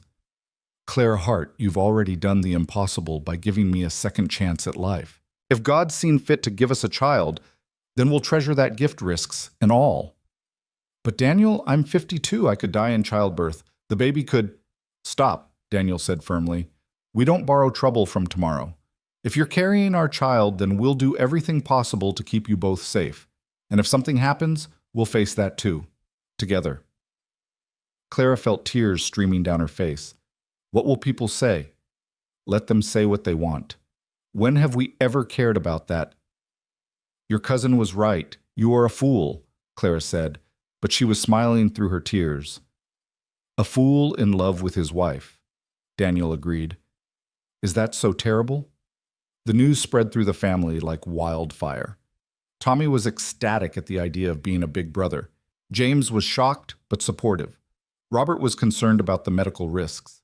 Sarah was practical, immediately beginning to plan how to help. But it was Margaret, Robert's wife, who surprised Clara most. She came to visit a few days after the news broke, bringing a package wrapped in brown paper. I know we haven't always been close, Margaret said awkwardly, but I wanted you to have this. Clara unwrapped it to find a beautiful baby blanket hand-knitted in soft yellow yarn. You made this, Margaret blushed. I've been working on it since I heard. I know it might be premature, but Clara hugged her daughter-in-law, surprising them both. It's perfect. Thank you. You're brave, Margaret said quietly. I'm terrified of pregnancy at 30, and you're facing it at 52 with such grace. I'm terrified too, Clara admitted. But I've learned that the best things in life usually come wrapped in terror. As autumn deepened toward winter, Clara's pregnancy was confirmed. The doctor monitored her carefully, and she chafed at the restrictions placed on her no heavy lifting limited standing rest periods throughout the day. I feel like an invalid, she complained to Daniel one evening. You're growing our child, he replied, his hand gentle on her still flat stomach. That's the most important work you could be doing. At my age, you're not old, Daniel said as he always did, but this time he added, you're experienced. Our child will have the benefit of parents who know what matters in life. The town's reaction was mixed as expected. Some were scandalized. A woman of Clara's age having a baby was unseemly, unnatural even. Others were supportive, seeing it as a blessing for a couple who'd found love later in life. Mrs. Henderson predictably had opinions. It's tempting fate, she declared at the church sewing circle. Women her age shouldn't be having babies. Mary bore Jesus at an advanced age, Reverend Mitchell reminded her mildly. That was different, Mrs. Henderson sniffed. That was divine intervention. Who's to say this isn't? The Reverend asked, and that quieted her at least temporarily. One snowy December evening, as the family gathered for dinner, Clara felt the first flutter of movement in her womb. She gasped, her hand going to her stomach. Clara! Daniel was beside her instantly. The baby, she whispered. I felt the baby move. The room erupted in excitement. Tommy wanted to feel too, and Clara guided his small hand to where she'd felt the flutter, though it was too early for external movement to be felt. Hello, baby, Tommy said solemnly to Clara's stomach. I'm your big brother. I'm going to teach you everything. James raised his glass. To new life, he said. To miracles that come when we least expect them. To family, Robert added. To courage. Sarah contributed. To love? Daniel set his eyes on Clara. To all of it. Clara set her hand resting on the promise growing within her. To everything we thought was impossible that turned out to be exactly what we needed. As Christmas approached, bringing with it memories of the previous year's transformation, Clara marveled at how much had changed. The house that had once been a tomb was now bursting with life. The woman who'd thought her story was over was writing new chapters she'd never imagined. Do you remember it? Daniel said one night as they lay together, his hand protective over her growing belly. When you said you were too old for love? I was wrong, Clara admitted. You were scared, Daniel corrected gently. We both were, but look what courage brought us. Clara thought of the child growing within her, defying all probability. She thought of her sons returned and thriving. She thought of the family they'd built from broken pieces and desperate chances. I love you, she said, the words still feeling like a miracle.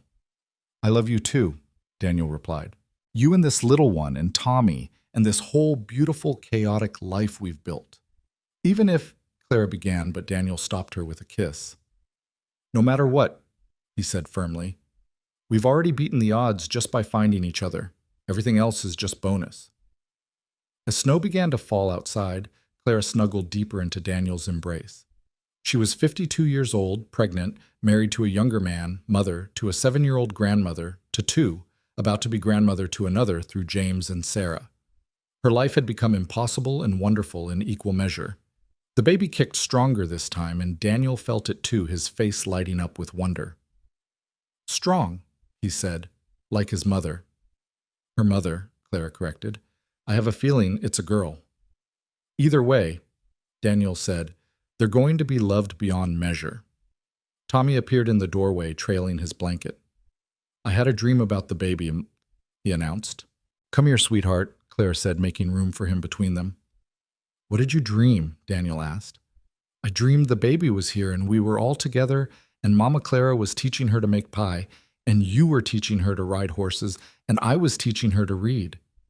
"That sounds like a beautiful dream," Clara said, kissing his head. "It wasn't a dream," Tommy said with the certainty only children possess. "It was what's going to happen." As the three of them lay together, the baby moving between them, snow falling soft outside, Clara believed him. They'd already made so many impossible things possible. What was one more miracle? The winter months passed with a careful rhythm, each day measured by Clara's growing belly and the family's protective hovering. By February, she could no longer hide her condition, and walking to church had become an event that required Daniel's steady arm and frequent rests. "I feel like a prize cow being paraded," Clara muttered one Sunday as yet another woman stopped them to offer advice or judgment disguised as concern. "You're beautiful," Daniel whispered back, his hand warm on her lower back where the ache had settled permanently. "I'm enormous," Clara corrected. "Beautifully enormous," Daniel insisted, which earned him a swat on the arm and a reluctant smile. Dr. Williamson visited weekly, now his young face serious as he monitored Clara's condition. The baby was growing well, but Clara's age meant every symptom was scrutinized, every twinge cause for concern. "Your blood pressure is slightly elevated," he said during one visit in early March. "You need to rest more." "I rest plenty," Clara protested, though even she knew it wasn't entirely true. The habit of constant work was hard to break, even with Sarah and Margaret taking over most household duties. "Mama Clara doesn't know how to rest," Tommy piped up from his corner where he was practicing his letters. "She pretends to sit still, but her hands are always doing something." The doctor raised an eyebrow at Clara. "Out of the mouths of babes." "Traitor," Clara said to Tommy, but fondly. That night, Daniel instituted what he called enforced rest periods. He would physically carry Clara to bed if necessary, sitting with her to ensure she actually rested rather than mentally cataloging all the work that needed doing. "This is ridiculous," Clara said, lying in bed at 2 in the afternoon while the sun shone outside and she could hear Sarah and Margaret working in the kitchen. "This is necessary," Daniel corrected, sitting beside her with his whittling. "Our child needs you healthy." "Our child needs a mother who isn't going stir-crazy," Clara countered. Daniel set down his knife and wood lying down beside her. "Tell me about when James and Robert were babies." It was a clever distraction, and Clara knew it, but she found herself responding anyway. She told him about James's first steps taken toward a butterfly in the garden, about Robert's first word, which had been horse rather than mama or papa, much to everyone's amusement. "Were you scared then?" Daniel asked. "Terrified," Clara admitted. "But I was young. I thought youth meant invincibility. Now I know better." "Now you know you're actually invincible," Daniel said. "You've proven it over and over." "I'm not invincible," Clara said quietly. "Women die in childbirth all the time, especially women my age." Daniel's hand found hers squeezing tightly. "You're not going to die." "You can't know that." "I can believe it," Daniel said firmly. "I can believe it with everything in me, and I do." Clara wanted to argue, to make him acknowledge the very real dangers, but the baby chose that moment to perform what felt like a complete somersault, and she gasped instead. "Active little thing," Daniel said, his hand moving to her belly. "Takes after their father," Clara said. "Never still." "Takes after their mother," Daniel corrected. "Determined to make their presence known." As March gave way to April, Clara's world contracted to the space between her bed and the kitchen chair. Dr. Williamson had confined her to minimal activity after a frightening episode where she'd nearly fainted while collecting eggs. The restriction chafed terribly, Spring was planting season, and Clara could see everyone else working from her window. Daniel and James preparing the fields, Sarah and Margaret planning the garden, Tommy helping wherever he could. She felt useless, a burden, despite everyone's assurances otherwise. "I've become what I always feared," she said to Sarah one afternoon. "Dependent." Sarah looked up from the mending she was doing beside Clara's chair. "You've become pregnant," she corrected. "There's a difference." "Is there? I can't work, can't contribute, can't even walk to the privy without help." "You're growing a life," Sarah said firmly. "That's the hardest work there is. When I was carrying Lucy, there were days I couldn't get out of bed at all. Did that make me useless?" "Of course not, but—" "No buts," Sarah interrupted. "You've spent so many years being the strong one, the one everyone depends on, that you've forgotten it's okay to need help sometimes." "I don't know how to be helpless," Clara admitted. "You're not helpless," Sarah said. "You're human. There's a difference." That evening, Tommy brought Clara a picture he'd drawn. It showed their family, all of them, including a tiny figure labeled Baby, in Clara's arms. Everyone was smiling, standing in front of the house with the sun shining overhead. "This is what it will be like," Tommy said with certainty, "when the baby comes." "It's beautiful," Clara said, tears pricking her eyes. These days everything made her cry, another indignity of late pregnancy. "Don't cry, Mama Clara," Tommy said, alarmed. "It's a happy picture." "Happy tears," Clara assured him. "Sometimes we cry when we're happy too." Tommy considered this. "Grown-ups are complicated." "Yes," Clara agreed, pulling him close. "We certainly are." The first real scare came in mid-April.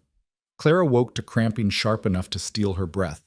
Daniel was beside her instantly, his face white with fear. "Get the doctor," Clara gasped. "Something's wrong."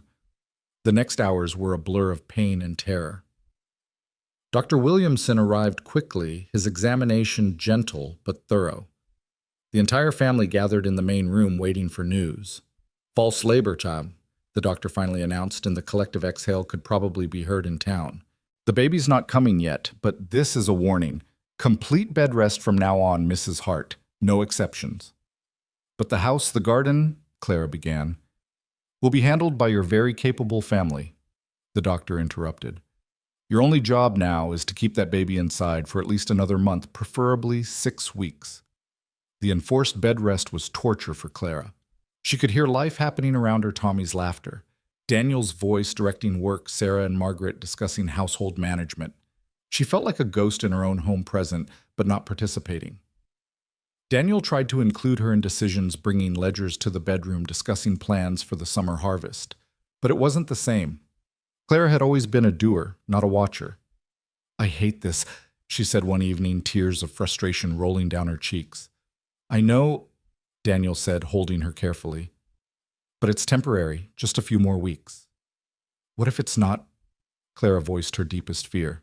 "What if something happens during the birth? What if I never get to see this child grow up?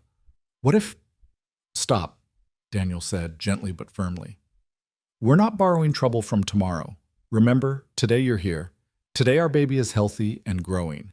Today is all we have, and today is good." But Clara couldn't shake the feeling of impending doom. She'd seen too many women die in childbirth, especially older mothers.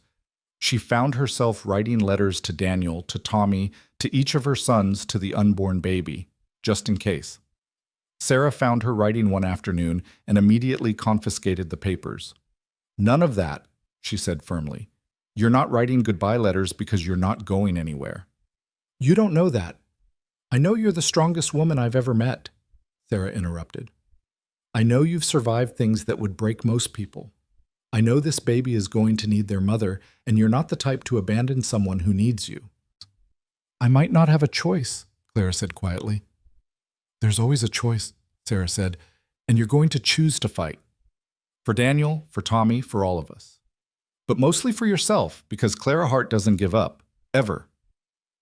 May arrived with unseasonable warmth, and Clara's discomfort increased daily. The baby seemed to have run out of room, every movement now visible from the outside as elbows and knees pushed against the confines of Clara's body. "You're huge," Robert said with brotherly tactlessness during a visit. Thank you for that observation, Clara said dryly. I hadn't noticed. What he means, Margaret said, shooting her husband a look, is that you're glowing. I'm sweating, Clara corrected. There's a difference. But despite her discomfort and anxiety, there were moments of pure joy. Feeling the baby hiccup, watching Daniel's face when he felt a particularly strong kick, Tommy singing lullabies to Clara's belly each night. The baby knows my voice, Tommy announced proudly. They always move when I talk. That's because you never stop talking, James teased, but gently. The baby likes stories, Tommy insisted, just like Mama Clara taught me to like them. One evening in late May, as Clara lay in bed feeling particularly enormous and uncomfortable, Daniel brought her something wrapped in cloth. What's this? She asked. Open it. Inside was a small wooden cradle beautifully carved with intricate designs of flowers and vines. Daniel, it's beautiful, Clara breathed. Where did you pull? I made it, he said, suddenly shy. I've been working on it in the barn at night.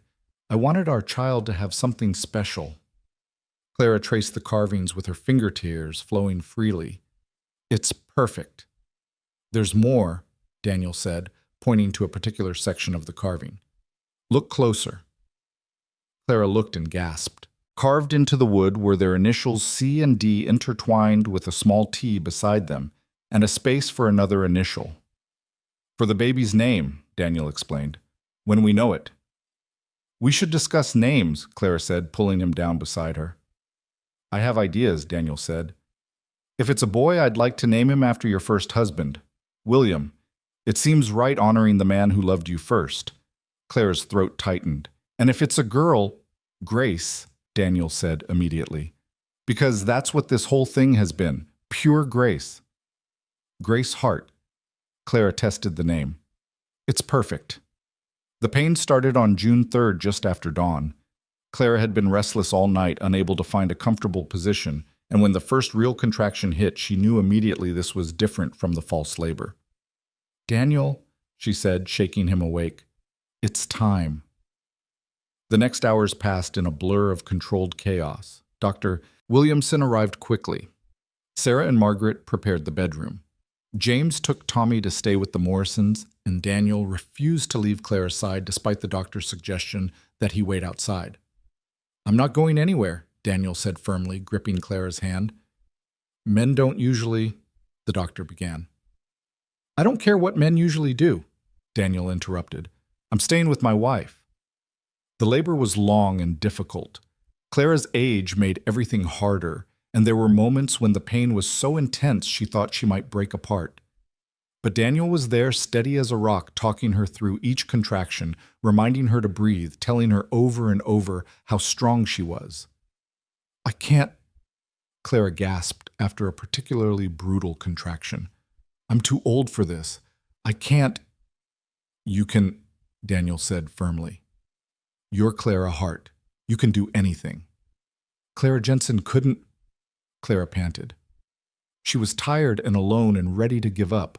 But Clara Hart is different, Daniel said. Clara Hart is loved and supported and stronger than she knows. Clara Hart is about to bring our child into the world. Hour after hour passed. The sun moved across the sky, afternoon fading toward evening. Clara was exhausted, drenched in sweat, feeling every one of her 52 years. The baby's turned wrong, Dr. Williamson said quietly to Daniel. I need to try to adjust the position, but it's going to be painful. Do it, Clara said before Daniel could respond. Whatever needs to be done. What followed was agony beyond description. Clara bit down on a leather strap to keep from screaming, her body fighting against the doctor's manipulations. But finally she felt the baby shift. That's it, the doctor said with relief. Now push Mrs. Hart. Your baby's ready to be born. Clara pushed with strength. She didn't know she had left Daniel's voice in her ear. Sarah's cool cloths on her forehead, and Margaret's quiet prayers filling the spaces between contractions. And then, just as the sun was setting on June 3rd, 1883, Grace Hart entered the world with a cry that could have woken the dead. A girl, Dr. Williamson announced, placing the squalling infant on Clara's chest. A healthy, perfect girl. Clara looked down at her daughter at 52 years old, and felt her heart expand beyond what she thought possible. Grace had Daniel's dark hair, but Clara's stubborn chin.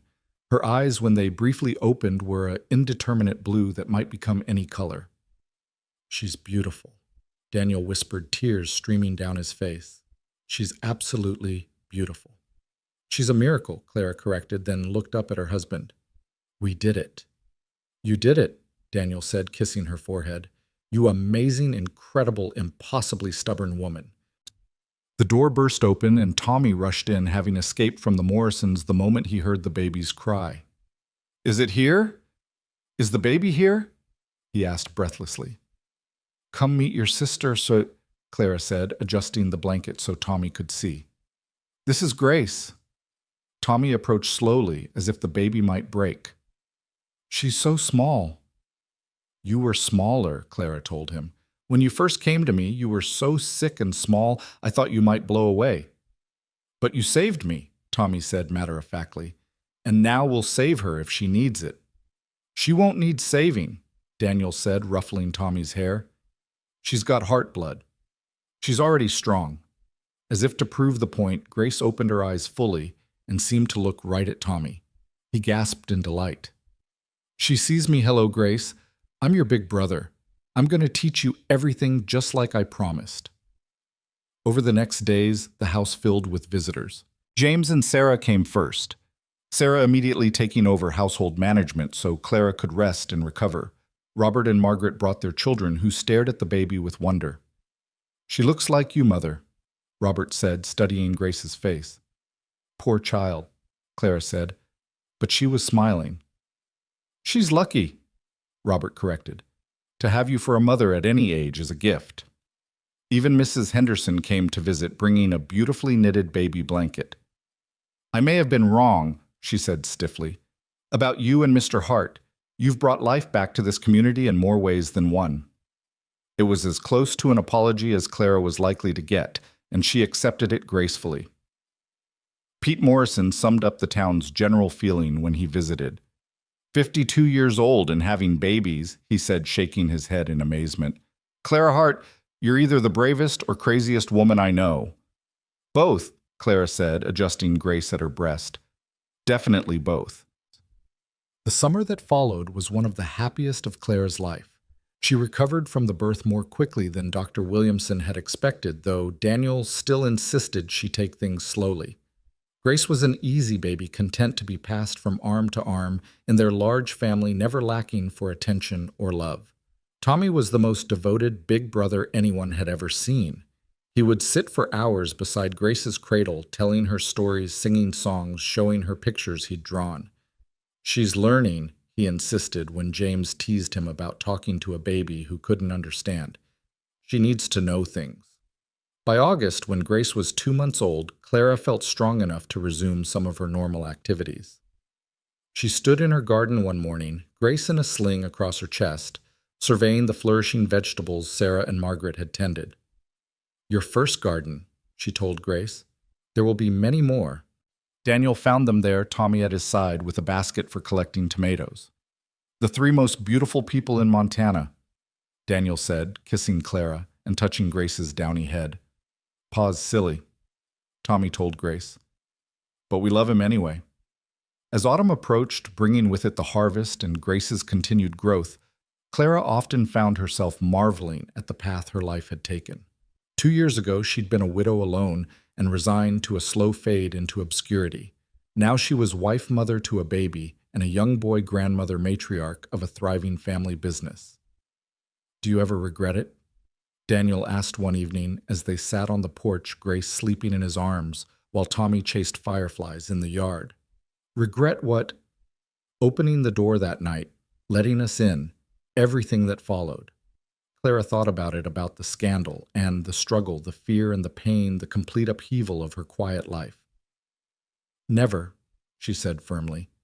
"Not for one moment. Even the hard parts, especially the hard parts," Clara said. "They're what made the good parts possible." Daniel shifted Grace to one arm and pulled Clara close with the other. "I love you, Clara Hart. And I love you, Daniel Hart. You and Tommy and Grace, and this whole impossible, beautiful life we've built.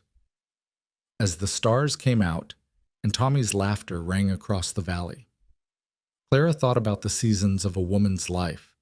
She'd thought she was in winter when Daniel arrived, everything frozen and still. But perhaps there were no real seasons, just cycles of death and rebirth, of closing and opening, of ending and beginning. At 52, she'd given birth. At 52, she'd proven that life could begin again and again, as many times as you were brave enough to open the door. "Mama Clara, look," Tommy called. "I caught one, Talma." Clara watched her son, because that's what Tommy was, regardless of blood, cup his hands around the gentle light of a firefly. Such a small thing, that light, but so bright in the darkness. "Show Grace," she called back. Tommy ran over, carefully opening his hands so Grace could see the tiny light. The baby's eyes tracked the movement, and Clara could have sworn she saw the beginning of a smile. "She likes it," Tommy announced. "Grace likes fireflies." "Of course she does," Daniel said. "She's a heart. We're drawn to light." "We make our own light," Clara corrected, looking at her family gathered in the growing darkness. "We always have." The firefly flew away, but Tommy didn't seem to mind. He settled on the porch step, leaning against Clara's legs, and began telling Grace about all the fireflies they would catch together when she was bigger. Daniel started humming some half-remembered tune from his childhood, and Clara found herself joining in, their voices blending in the evening air. Grace made a contented sound, not quite a coo, but close, and Tommy added his own enthusiastic humming to the mix. This was happiness, Clara realized. Not the dramatic moments, not the grand gestures, but this sitting on a porch with the people you loved, making music out of nothing, watching light dance in the darkness. "We should go in," she said eventually. "Grace needs to eat and Tommy needs his bath." 5 more minutes. Daniel said the same thing he always said. 5 more minutes. Clara agreed, the same agreement she always made. But they sat for much longer than 5 minutes, until the fireflies had gone to wherever fireflies go, until Tommy was drowsing against Clara's knee, until Grace was fussing for her evening meal. Finally, they went inside, Daniel carrying Clara, carrying Grace. The house embraced them with its warmth, its walls containing not just a structure, but a home, not just people, but a family. As Clara settled into her rocking chair to nurse Grace, Daniel getting Tommy ready for bed, she could hear James and Sarah's voices from their house across the field, could see the lights from Robert's home in town. Her family spread out but connected, each living their own stories but part of the larger narrative. "We did good, William," she whispered to her first husband's memory. "We built something that lasted just like you wanted." There was no answer, of course, but Clara felt a peace that suggested approval. William would have liked, Daniel would have been proud of what they'd accomplished together. Grace finished nursing, and Clara lifted her to her shoulder, patting her back gently. Such a small weight, but such a large presence. This child who shouldn't exist, born to a woman who shouldn't have been able to bear her, proof that life didn't follow rules or expectations. "Your turn," Daniel said, entering with a freshly bathed and nightgowned Tommy. Clara transferred Grace to Daniel's arms and opened her own for Tommy, who climbed into her lap despite being almost too big for it. "Tell me a story, Mama Clara," he requested, as he did every night. "What kind of story?" "A true story. About us." Clara smiled, settling Tommy more comfortably. "Once upon a time, there was a woman who thought her story was over. She lived all alone in a house that was too quiet, with a heart that had forgotten how to hope." "That was you," Tommy said, though he knew the story by heart. "That was me," Clara agreed. And then one night, in the middle of a terrible blizzard, someone knocked on her door. "That was Pa and me." "That was your Pa and you," Clara confirmed. And even though the woman was scared, even though she'd promised herself she wouldn't let anyone in, she opened the door. "Because we needed help," Tommy said. "Because you needed help," Clara agreed. "But here's the secret, she needed help too. She just didn't know it yet." "And then we stayed and became a family," Tommy said, jumping ahead as he always did. "Eventually," Clara said. "First there were challenges and doubts and fears, but yes, we became a family. And then the family grew bigger with James and Sarah and Lucy and Robert and Margaret and their children, and now Grace. And we'll keep growing," Tommy said confidently. "Maybe Grace will have brothers and sisters." Maybe I'll get married and have babies. Maybe is a wonderful word, Clara interrupted gently. It means anything is possible. Tommy yawned hugely. I love our family. I love our family too, Clara said, kissing his head. Now off to bed. Tommy hugged her tightly, then went to kiss Daniel and Grace goodnight. As he headed to his room, he turned back. Mama Clara, I'm glad you opened the door. So am I, sweetheart, so am I. After Tommy was settled and Grace was in her cradle, Clara and Daniel finally had a moment alone. They sat together on their bed, both exhausted but content. 2 years, Daniel said wonderingly. 2 years since we knocked on your door. The longest and shortest 2 years of my life, Clara said. Do you think we have many more? Daniel asked, and Clara heard the fear beneath the question. Her age, the risks they'd taken. The reality that she was already older than many people ever got to be. I don't know, Clara said honestly, but I know this, whether we have 2 years or 20, we'll make them count. We'll fill them with so much love and life that they'll feel like a lifetime. You're right, Daniel said, pulling her close. You're always right. Remember that, Clara said, but she was smiling. They lay down together, Daniel's arm around her head on his chest where she could hear his heartbeat. From the cradle came Grace's soft breathing. From down the hall, Tommy's occasional sleep mumbling. From outside, the sound of night birds and wind in the grass. Thank you, Daniel whispered into the darkness. For what? For being brave enough to open that door, for taking a chance on us.